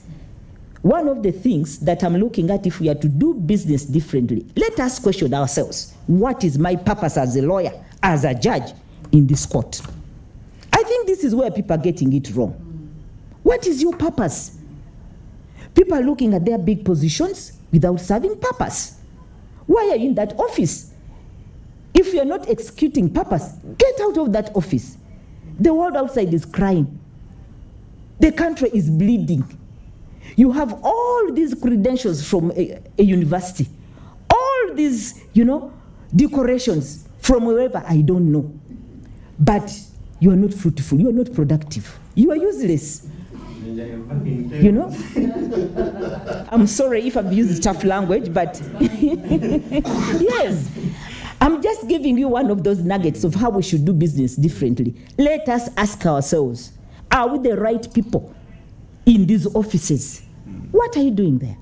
And let me tell you, because I'm training these women to lead, another thing I've seen that is actually going to spoil our system of justice is politics. Some politicians now think they can even do work for the judges and lawyers. They are getting it wrong. What do they know about the law? What do they know about justice? Because you can't tell me, if you have a court case even about your candidacy, how you came to parliament, you'd be the right person now to speak about, maybe justice, Judicial Service Commission and the like. I'm sorry, I don't want to trade into that one because I'm not a lawyer. But of course, this is public information. We read and we also understand. What are you doing there, politician? You don't know anything. You'll end up deciding cases which are going to become so disastrous and dangerous to us as a nation. But this is what is happening. So I want to conclude by saying, yes, we have some success stories from these courts of law. If we, we look at our purpose, why we are there, we are well able to help our people, even without paying a single penny. Once you execute purpose, the Lord's hand is upon you. I've talked about the corrupt judge. Let me tell you, judges have been corrupt way back 2,000 years ago. This widow came to this judge and said, I want justice. She kept on persisting every day and night. Please, judge, I want justice from you. This man is taking away my land. This man wants to take away my children. And here the statement this corrupt judge said, because he knew himself. Let me tell you, judges also know when they are corrupt and when they are not. He said it himself. Go and read the book of Luke, I think chapter 16, if I'm not mistaken, but it's in Luke. He said that, even though I don't fear God or man, but because this woman has worn me out day and night, asking for justice, I will grant her justice. What a statement. The man himself knew he was corrupt and he did not fear God. So if you never get justice of some kind from these men, they don't fear God, they don't fear even men. And thirdly, they don't even fear the judicial system in place. So what kind of men and women are these? Why are they in these offices? For me, the time I sat in these courts of law, good enough. I'm proud because the judges I served with, I had no trouble with them, and they had no trouble with me. And I have no regrets because they taught me a lot. They let Justice Nahamia, a very good Christian, and a lawyer, and a judge. Who tells you that a Christian cannot make a good lawyer? That is another point also, besides purpose. We want to see godly men and women also in these courts of law. I wouldn't mind what kind of godliness, if a Muslim, if a Catholic, you are a local, I wouldn't mind. Because now we are trying to find solutions. What can we do differently? Honestly, what have we done? And what haven't we done? Men have read so many books. They are decorated with so many degrees. But you look at the countries, the justice system is shrinking. It is shrinking. Have these degrees become of any use to us? Something has to be done differently. Let us look the other side also. We want credible men and women in these offices who are kind, who are really human beings, who can feel, you know. And the irony of it is that some of these people even forget where they come from. When you are a judge in this big chair, don't forget about Kamonkoli, where you used to go to school even without shoes. Those children are still going to school without shoes. They even have jiggers. But now because you have this big car, you are a judge. People want to see justice. Biraba has really trickled my understanding into these three cooking stones, as she has termed them: the education, the healthcare system, and the justice. They are very, very important. Look at our education. Some of our brilliant young men and women have been denied opportunity to access quality education. Is that justice? Is it really justice? You are in an office in a position of even, you are able to pay school fees for your children, but you still want to grab that small scholarship for this poor man in the village. Is that justice? You can afford to pay fees for your children, but you're not giving opportunity and space for these poor children.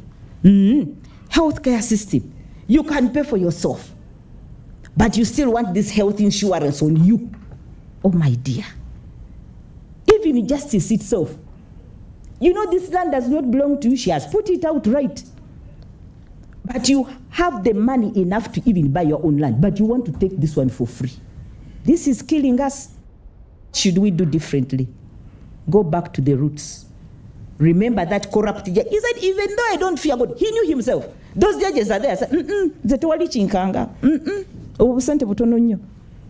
You see, those things are real, those things happen. So I think, Mercy, it has been a lengthy explanation. I think I've answered your question. Thank you. So, Mercy, thank you for the question on mediation. I thought that the summary of that question was that how do we ensure more results from mediation? And the short answer to that is that more success will come from mediation as a result of experience and professional expertise of mediators. Mediators are the masters of the process of mediation, nothing else. So for mediation right now is not regulated. Anyone who, can mediate. And we know that mediation comes actually from something that the judiciary had started to talk about. We had what we call the traditional justice systems. His Lordship, the Chief Justice, likes to talk about the fact that, we had our systems in Africa and they worked very well. When the Western world, with the Order in Council in 1902 came and said, yours are not what, yours are the other, they, trashed everything and brought in what we now call the formal system, our traditional systems, in a sense, went into a state of abeyance. But they didn't die. Believe it or not, go and read a research by, I think they're called Innovating Justice. People go more to the traditional justice systems, at least at the grassroots village level, than they go to court. Only 5% of the people in Uganda who have a legal problem go to the formal court system, go to the judiciary. And that judiciary gets only 5% and is overwhelmed and is backlogged. Imagine 95% of all the challenges that arise are addressed, if at all, at the grassroots level through those traditional justice systems. So I think our colleagues plan to ask us, but we can answer some of these already. What should we do? The judiciary had started a process in which there was need, and they were hoping and going to link the traditional justice systems to the formal court system, so that the formal court system would lend force to the results of the traditional justice systems, because their elders In Buganda, for example, there are real courts with the people sitting in hearing of cases, you know, hearing in a way that is more acceptable to the people who go to those systems. I'm sure other parts of the country do that. And we know in the north there's all these ones. There's, what's the other one?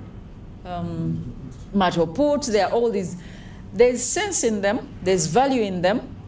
The missing link is how do we link them into what we call the formal system so that those results can be counted, but also so that the force of law that we have through the judiciary can also be lent to those systems to support, especially the poor. You know, the poor go to those ones because they are free. And by the way, there is no bribery there. There is no corruption in those systems. It's not there. People go there and the Muzei listens to you and he doesn't expect anything from you at all. But in our judiciary, things are tough. Okay? Things are very, very tough. And it's not only the judiciary itself, but it is the whole system. Hey, our table-banging president of the Law Society, Baloya Batuta. So much needs to be done about lawyers. If we start, that should be another show. If we started really on how lawyers have stood in the way of access to justice, we would do 2 days. So let's bank that for another day. But you know, so much can be done. Lawyers need to be reined in, okay, in many, many ways, because they are standing in the way of access to justice. The judiciary, I fear to say and to ask, but meaningful and efficient performance management. Okay? We're talking about reducing court case backlog. If we don't have that, we're lying to ourselves. Okay? The other thing I thought about, so I'm answering this and also, you know, observing that we are sort of running out of time. So bringing in these other things. So for Mercy, mediation definitely needs to be handled by people that have the experience and professional expertise. You might say, how do you get the experience? Okay, start with professional expertise in mediation. Mediation also, you can go to school. You can have a master's in this area and do a good job academically, and then build the experience so that you can be the master of the process of mediation.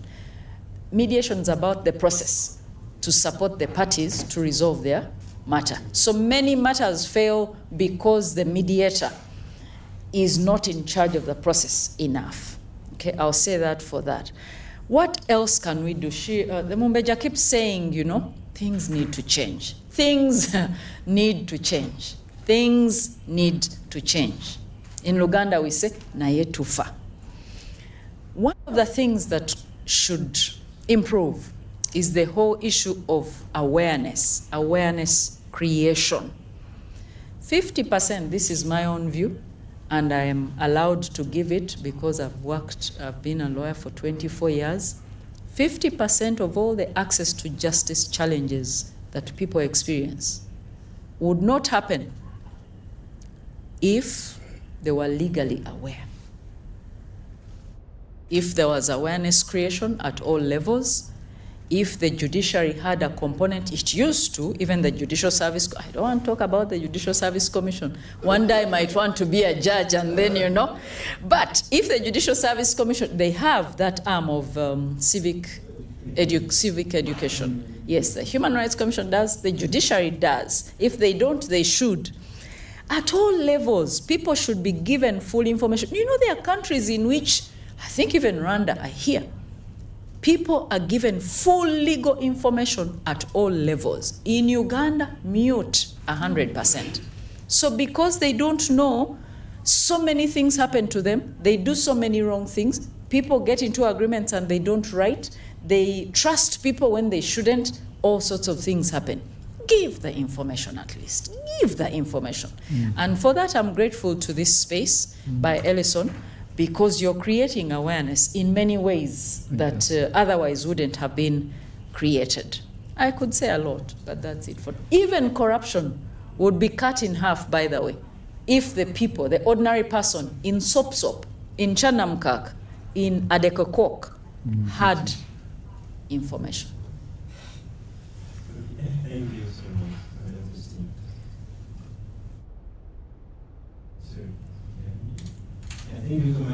honesty, you have banned a lot on corruption, and I can't live without asking a question on corruption. You know, part of building integrity means also rooting out corruption wherever it exists. We missed out on what happened in Eguria because you refused to do it because the law is corrupt. And you don't like lawyers because lawyers are corrupt, and probably lawyers are, because of corruption, people cannot access justice. But still, part of building integrity, we need to root out corruption wherever it exists. Probably it also includes holding officers accountable, not just junior staff, like maybe where I was a court clerk and we get the small fish instead of probably the big fish. It also now includes building access and integrity and restoring trust between citizens and the court. So, from your experience, what can we do differently to root out corruption in our courts and even to restore public trust in our courts? Because as you said, you want to do things differently. What do you think can be done different to restore trust in our courts and even to root out judiciary and hold officers accountable? Even the senior officers, not just the junior staff, the so-called small fish. Thank you. Thank you so much. That's a very important question.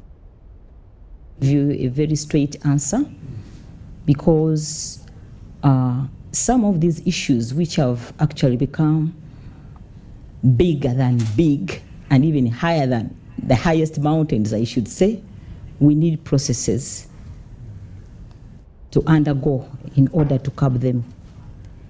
If it is a now question what we should do differently, but we should also look at the problem we are addressing. What is the magnitude of this problem? The corruption we are talking about in the judicial system of Uganda. How many times have we talked about corruption? As far as I can remember, the 40 years that our President Museveni has been in office, this issue has been coming out time and time again. And not only in judiciary.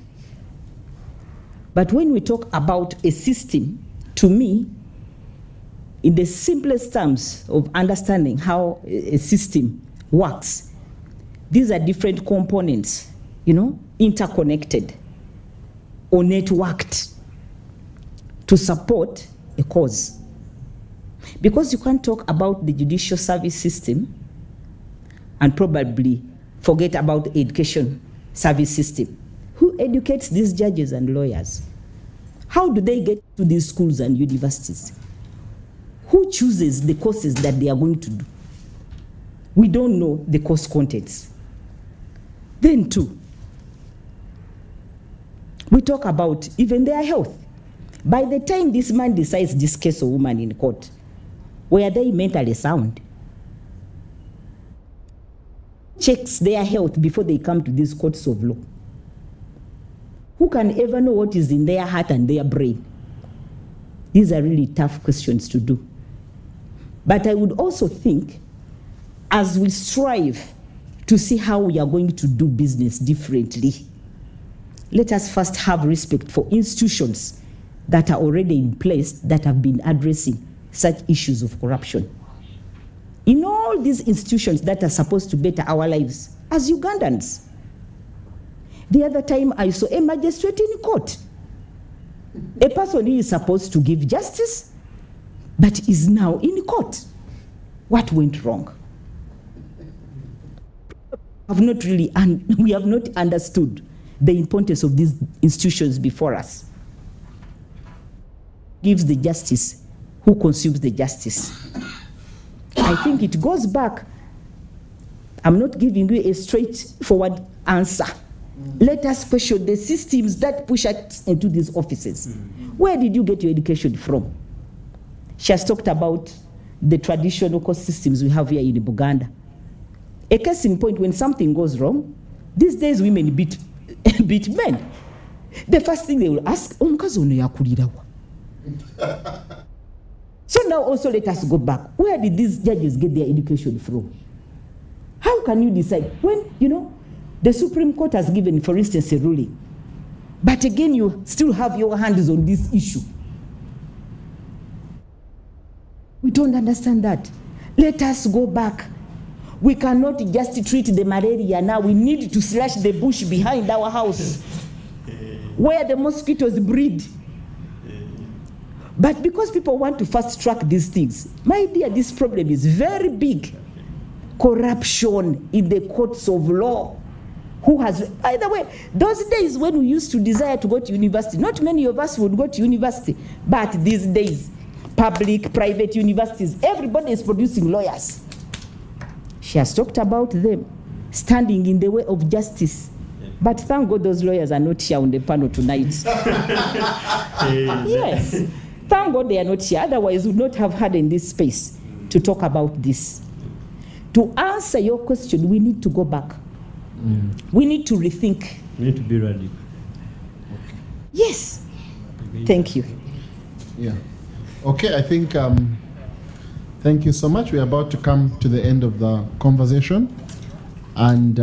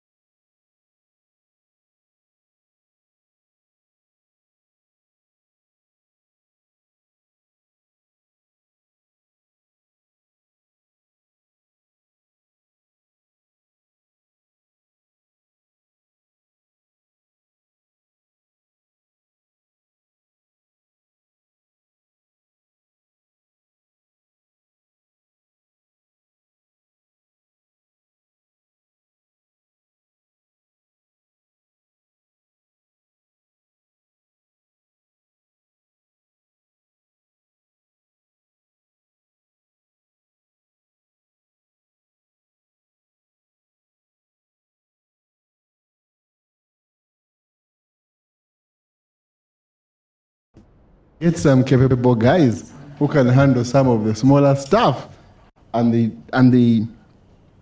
do it, because what you are doing is not good for you and the people. Why are you doing it?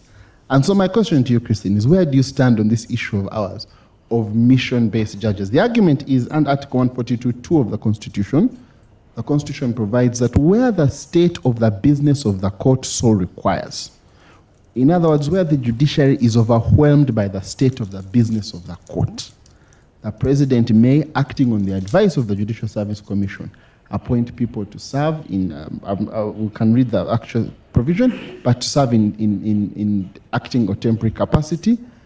And so what we are saying is that the Constitution allows that where the courts are overwhelmed, bring in senior advocates who can come in, solve the judicial backlog challenges, for example, and go back into their practice. Like lawyers are doing in arbitrations, for example, lawyers are doing mediations. We are saying that their lordships are almost as overwhelmed as Moses. So where do you stand on that issue?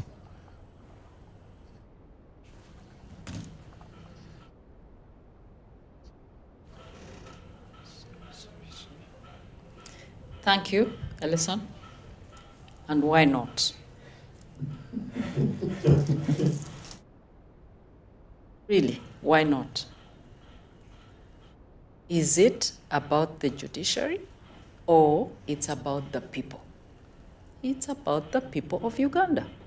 The problem with us in Uganda is we've turned everything upside down. What should have been was that the people we appoint into the offices serve the people. It isn't us to serve them. But man, everything has turned around. We serve the people we appoint into office. They throw us off the streets with sirens and police cars that we have paid for, policemen and women that we've paid for. When we have thugs in our neighborhoods and we call the police, they are not there, but they are busy accompanying private cars of big people.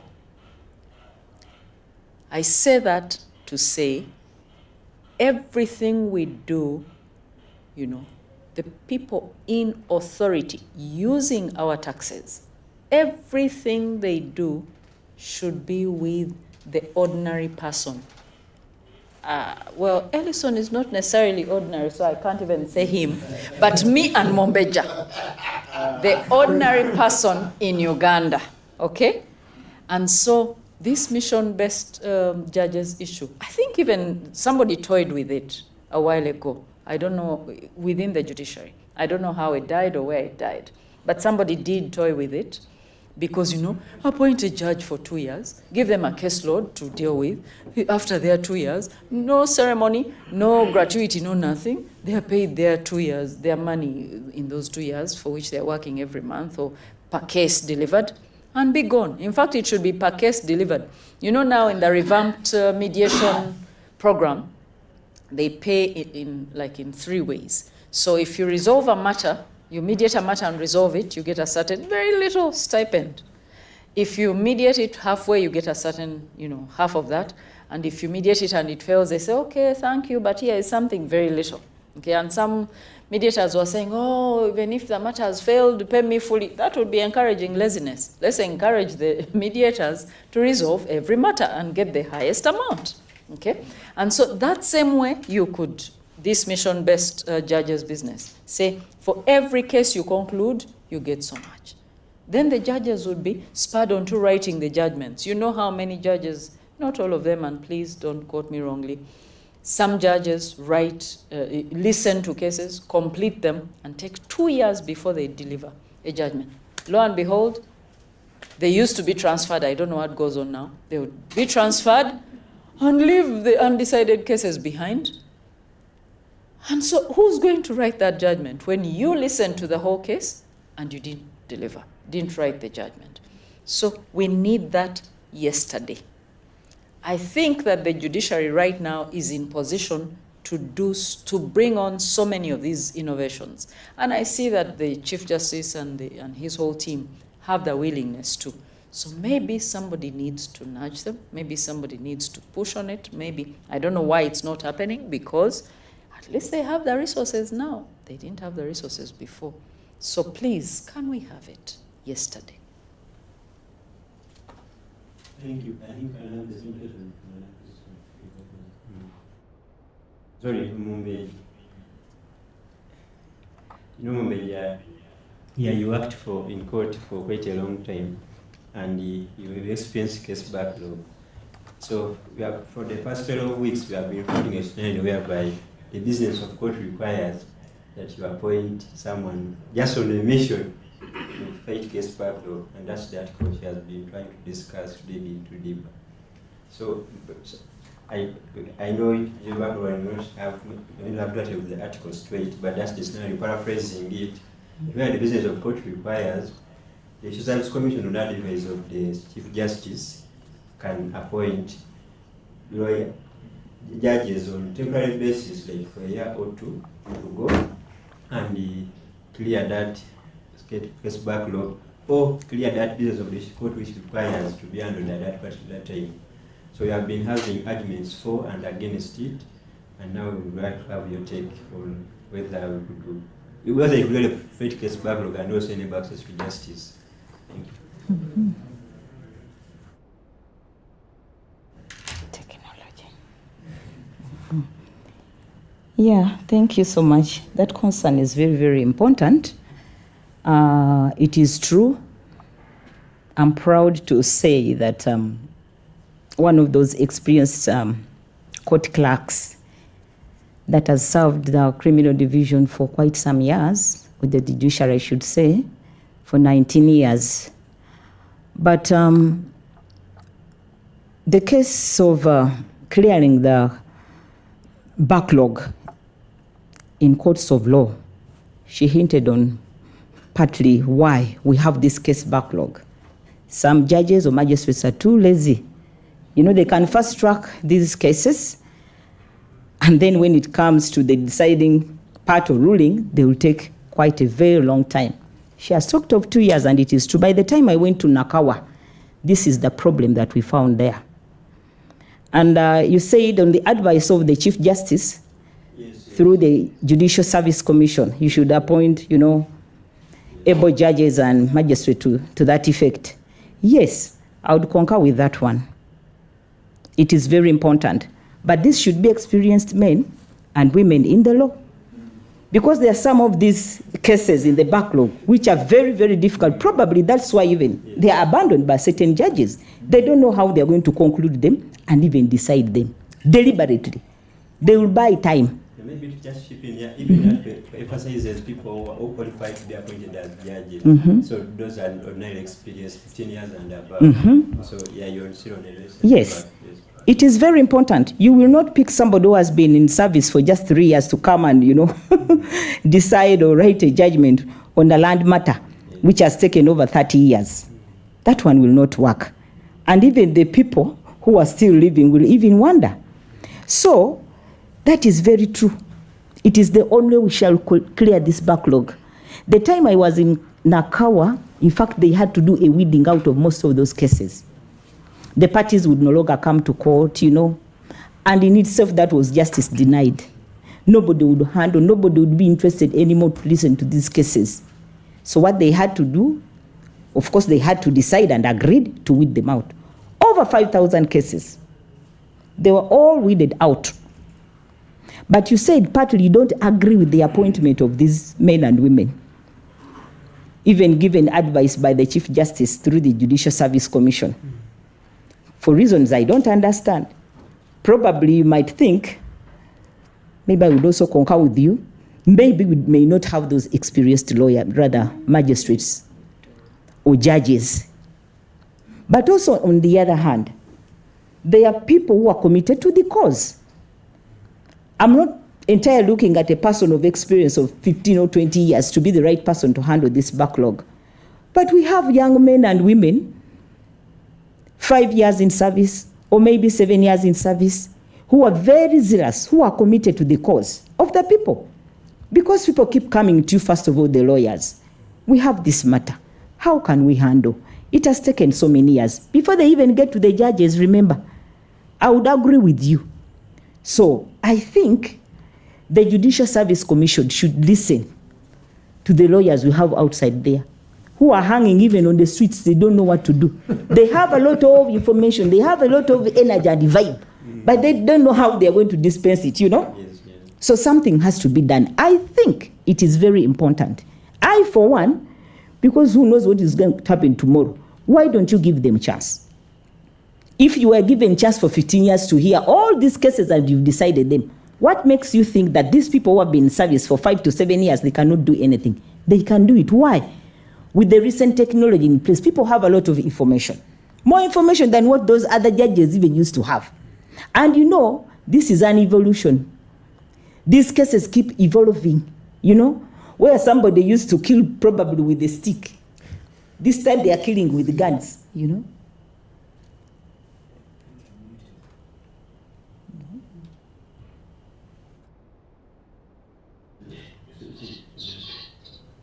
Oh dear. Sorry. You cannot speak. You can hear me out? I think we had a small technical issue, but I think Omumbeja, we can now hear you. Yes, Okay. proceed. I'm sorry about that. This is technology. But I was on the point of most of, yes, yeah. I'm still emphasizing my point of having advocates who have been serving in courts of law to be brought on board through the Judicial Service Commission and make them judges. She has talked of mission-based judges to come maybe once upon a time. They agree on how many cases to handle and how much stipend they're going to be given. But I may not entirely be on that. The most important thing is to give the young judges, the young lawyers, the upcoming ones, you know, who are very zealous, who have this information, you know, give them a chance. Let them come and do this work of clearing the backlog. Otherwise, if you don't give them a chance and you think they are amateurs, they cannot do a thing, these cases will keep piling. And this will amount to no justice. It will be justice denied. So, I'm in for more judges, and most especially the advocates that we have from various institutions of learning. And once they are committed to the cause, why don't you give them the opportunity to do that? They can even do better. Thank you. Thank you so much, Omumbeja. Actually, there's also a provision which deals with the young lawyers. We discussed it sometime back, but for the interest of time, we may first know it today. Mercy, if you have any question, and as you come to ask your question, you're coming to the end of the conversation, and you people have been with us since 7 p.m. It would be a disservice if we don't have your questions, your remarks, or whatever you want to share with us. So anyone who has a question, you could send a request to limit the speaker, or you could share it in the comment section or in my inbox. The appellants will be will be hearing your comments or additions to the conversation. At this point, I want to ask a question before we can proceed. Thank you. Can someone make sure we hear? Well, give us a very good understanding of the experience, the different positions that are held in the provision of justice in our country. I wanted to just ask them for maybe their experience and in a summary of 3 pointers. I know Christine has emphasized the issue of funding for these different NGOs and different advocates for helping poor people in different areas access justice at a more affordable price, for instance. But maybe away from funding, what other paramount steps does she think we need to take to improve the access to justice for the people who are disadvantaged in our society, the poor, the women, just different groups of people? I would like to hear maybe her 3 pointers that these are the next steps we think that we need to take, that we can, as you know, we can push those particular steps forward. And then I think for Omumbeja, I just also would like to understand, keeping in mind that now she's taken a different route of educating women on different issues relating to justice systems and how they can access justice in this country. I'd like to also know what 3 steps does she think that the lawyers and also the judiciary need to take in order to enhance the programs that she's part of, and also enhance access to justice for the groups of people that she's talking to. Thank you very much.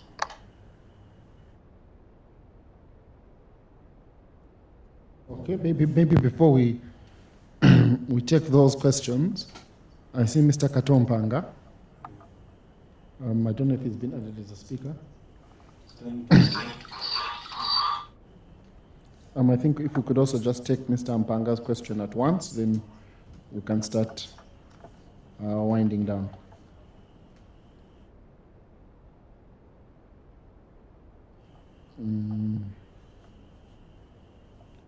Don't know Mr. Mpanga is a solicitor,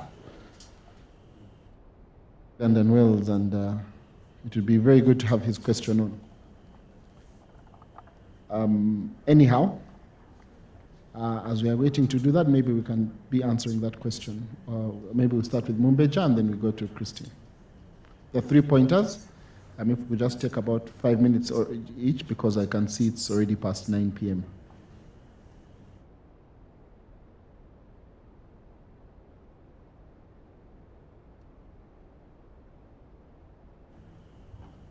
Thank you. I'm sorry, I did not get your name. Mercy. Mercy, it's Mercy again. Yes. Mercy, you have asked a broad question, but I think summarily, you want to look at the 3 pointers for, you want to hear the 3 pointers on how or what we should do in ensuring that justice prevails, especially in our big institution of justice, the judiciary.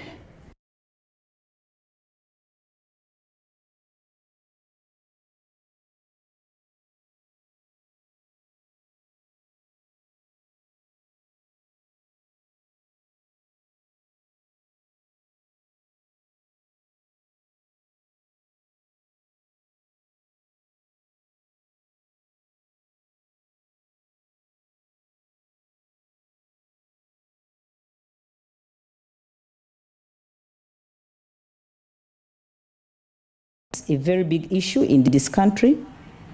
My sister here has talked about land issues in her justice centers where she's serving. And it is very, very important, because if we are to move forward as a country and we forget that the mothers or the women are the determinants of whether we are having a population of people or not. And if we disregard the issue of justice, then some of the things will never happen to us as a country, and even to make our life easier or better. So I will not really digress from what Birabwa talked about, the 3 cooking stones. I will not forget that one. Pointer number 1, we need to educate our women. Experience has shown that women can be trusted. Women can administer justice. That is true. Secondly, we have a pointer on health. These days in Uganda, I hear when you go to Butabika, it appears everybody is becoming crazy and mad. We don't know what is happening. We need to address that issue. It's very, very important, because one leads to the other. If we don't tackle these things properly, this is why we shall end up having no country. We shall end up having no judicial service credible enough to handle these issues. Then justice as in justice. Who are the people that are going to administer justice? Edison has talked about and quoted the scripture in Exodus. The work became overwhelming for just one man, Moses. Backlog. The backlog was too much for Moses to handle. And it is the same case in Uganda. But we have so many lawyers moving on the streets, so many advocates. So now let us look at the education system, How are we going to handle this so that we can produce credible men and women to handle issues around justice, then the health in itself, and then the justice. These are the 3 pointers, Mercy, I'm looking at. Because even when I'm training these women, all of them are looking to one thing. They also want justice where they are. We want to become credible leaders in our country. We don't want to be corrupt, you know. We want to do business differently from what others have failed to do for us. We shall register successes. So it is very, very important. Every one of us matters. Every Ugandan counts. Every Ugandan matters. So we must know how, when, where to handle all these important issues so that finally we can have our motherland, Uganda, and enjoy it to the fullest. Thank you. Thank you very much. Thank you, Mercy, for the question. I think I already said what I think should be the sort of 3 takeaways, or what I would do if I had all the money in the world, or if I was somewhere in the hierarchy in Uganda. One is information, education, and communication. Let the people, give the people the information so that they at least know where to start when they have a problem. If wishes were horses, I would wish for a call center, either a call center by the judiciary or a national call center.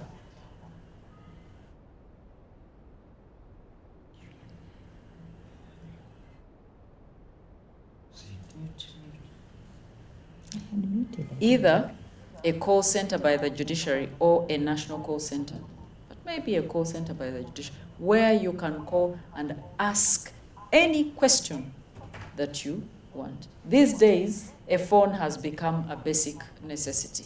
Even in the deepest village, somebody will have a phone.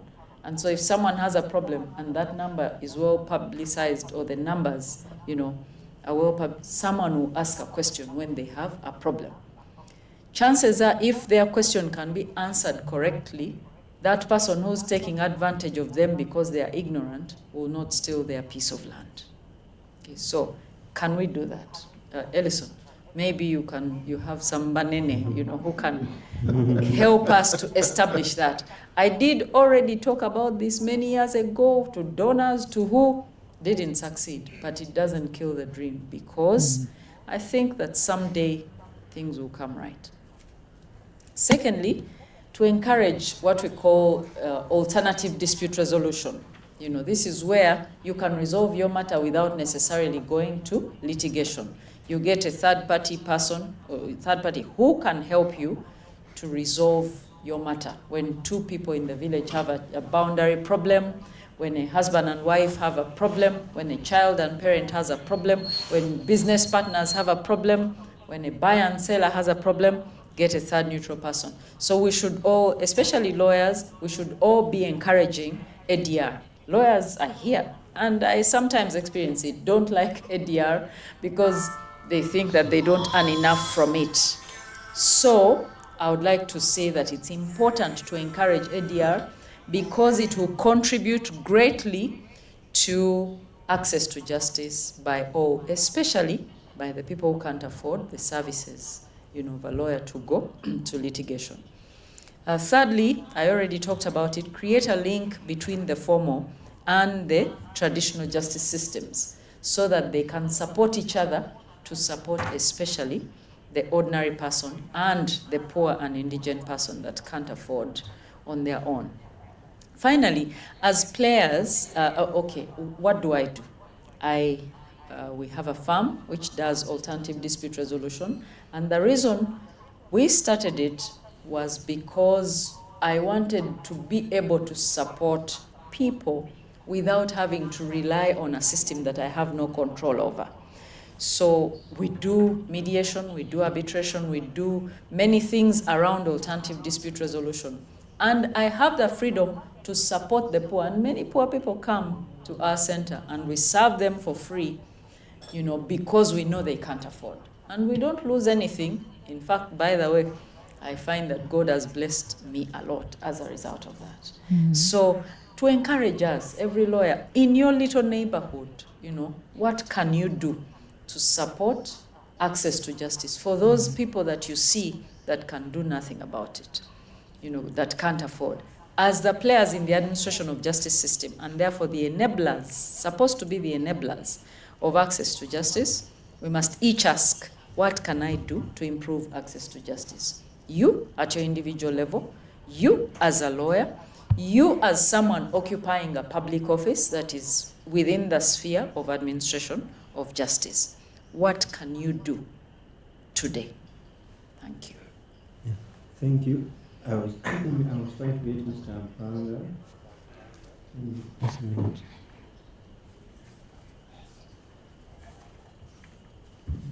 Hello, Mr. Mpanga, can you hear me?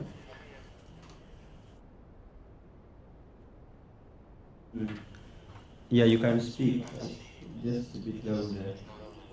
Thank you so much. Thank you so much, Council Alison Karahanga and your team for organizing this very good session. I'm so sorry, it's because the experts. I don't know by the time I get, around to speak, the network is not very good. So I'm sorry if I interrupted earlier.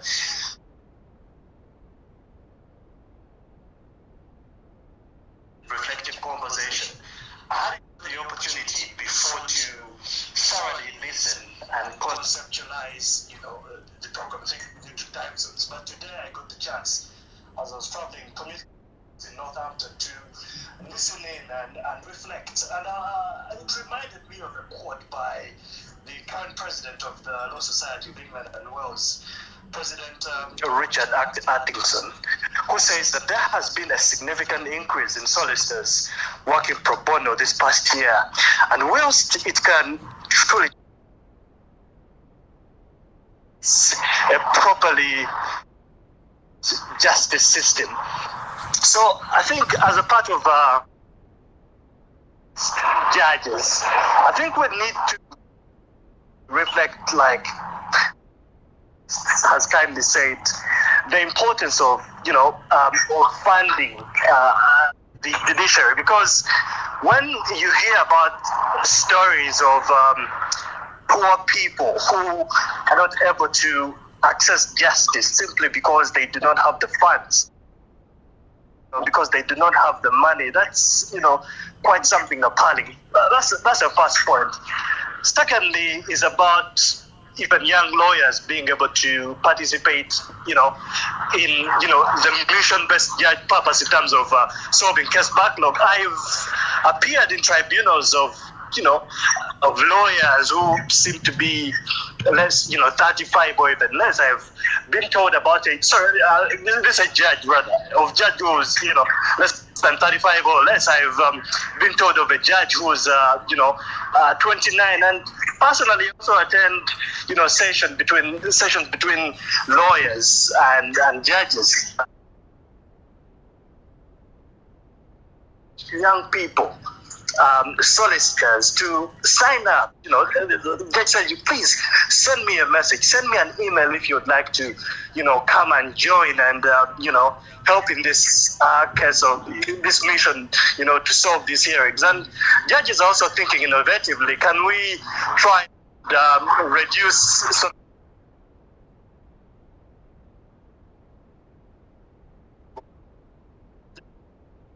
the general issues, if they're similar, or on the general issues at once, then look at them individually. But in summary, I'd like to thank you so much, Ellison, for this really mission of going back to what is the real purpose of judges? What is the real purpose of lawyers? I was reading a quote recently by the Vice President of the Law Society in Uganda, and he was talking about law being a calling, the business, and not just, Thank you so much for this really deep conversations, which will really remind us of the purpose we are called to serve, and not just to make money. justice to those who need it.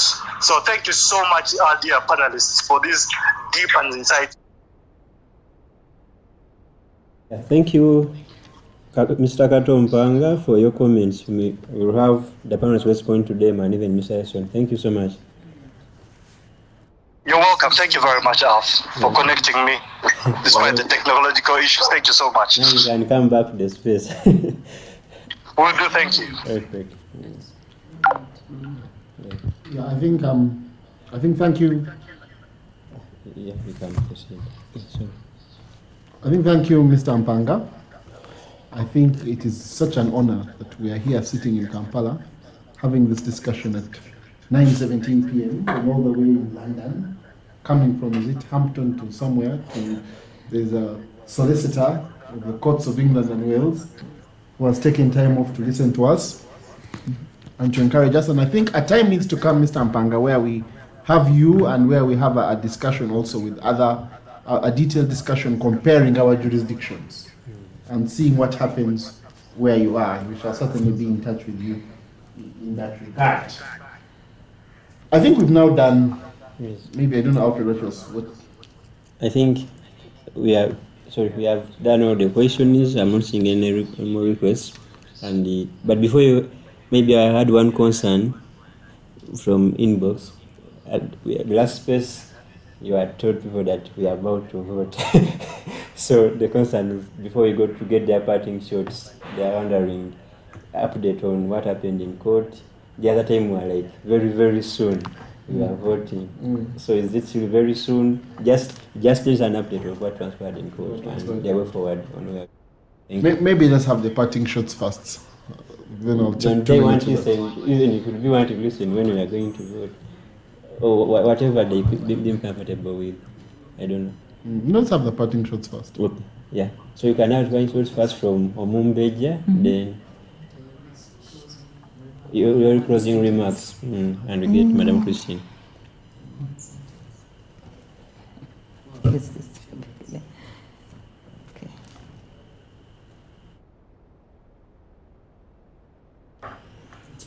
Yeah. Thank you so much. I wish to close like this, that the battle we are fighting now of getting access to justice in Uganda is still on. It is not a one-way traffic for only justice givers, but this is to every Ugandan. Wherever you are, there is something you can do.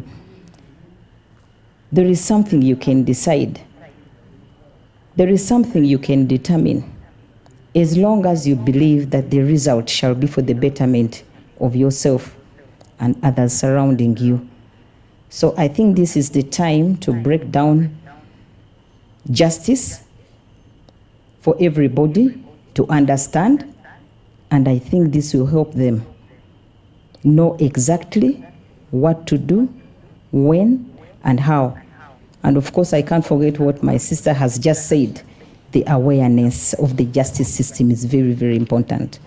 Once we get to know about that one as Ugandans, I think our country shall be redeemed from the power of injustices surrounding us currently. Thank you. Christine, sorry, from Mumbeji, I don't know why I'm using your name. Sorry about that. We can have the participants from Madam Christine. First, I would like to say thank you very much, Ellison and team, for inviting us to this space. We don't take that for granted. So very grateful for that. Secondly, I think that we need the mission-based judges yesterday, because if we had them already, probably the story of backlog would be a very, in some of our past history, okay? Some of our history. So let's get to it. I don't know who should be responsible for it, but let's get to it. Thirdly, and finally, before you go to sleep tonight, whether you're a lawyer or any on the space, any one of us on the space, or any other person listening in, think about the poorest person in your village.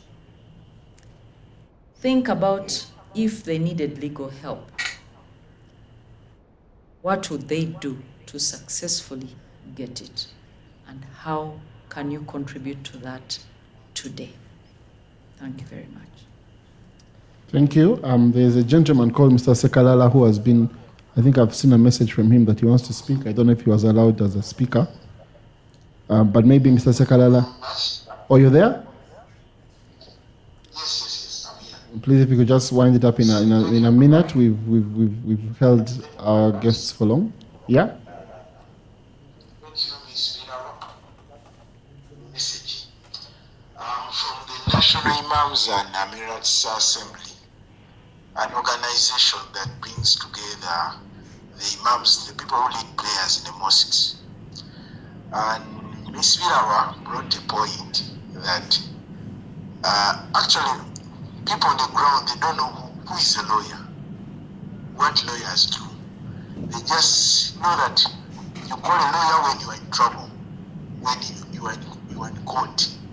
So people on the ground need to know what lawyers do, what's their law. Some people don't know even what lawyers, people in prison, they don't know how even to contact a lawyer, they don't know how they reach out to a lawyer. So there's that gap.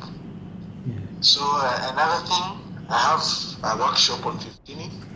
Maybe someone from here, from this space will get reach to me.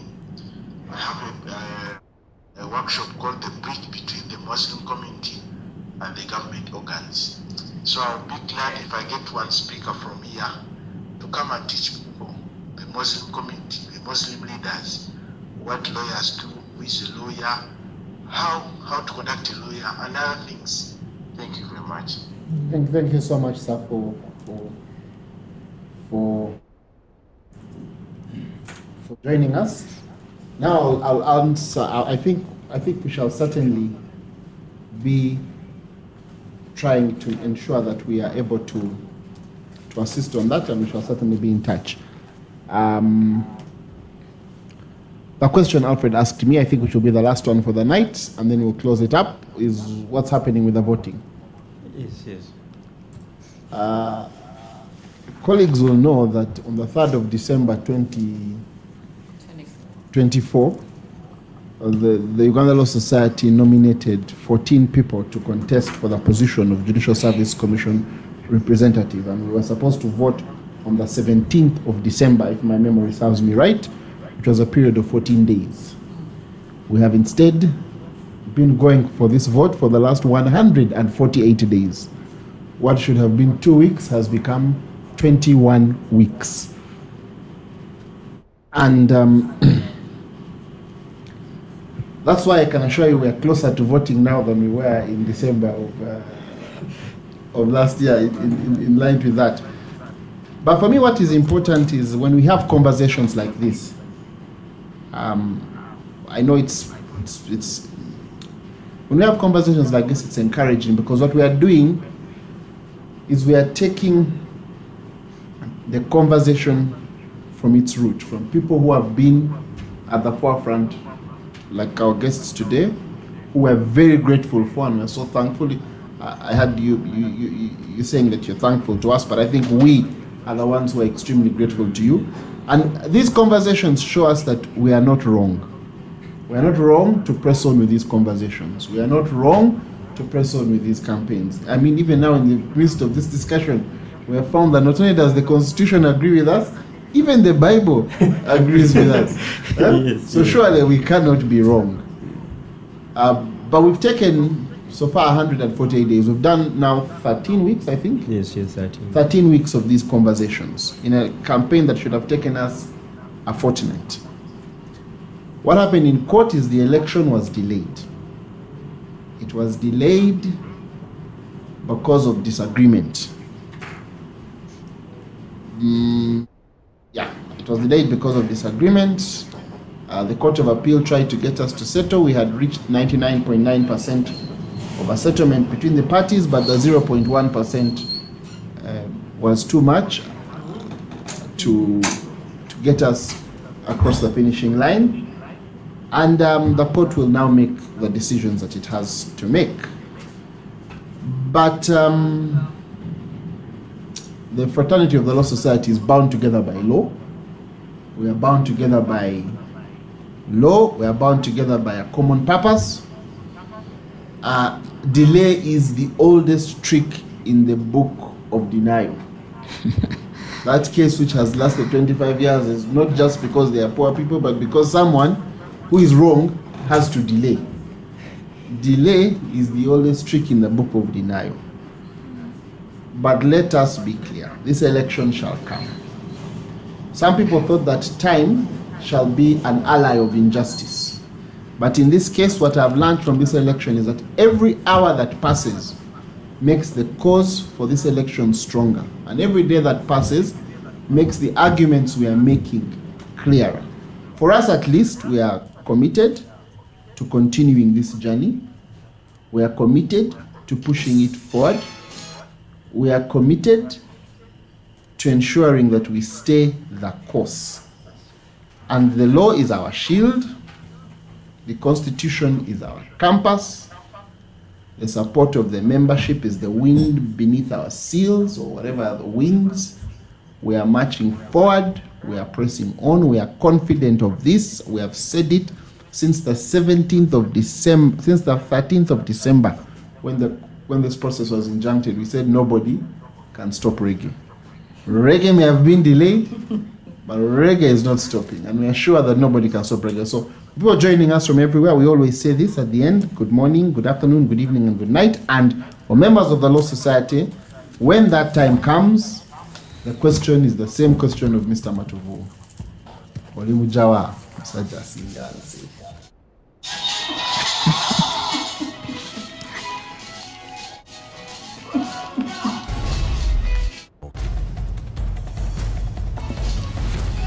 Thank you for inviting me.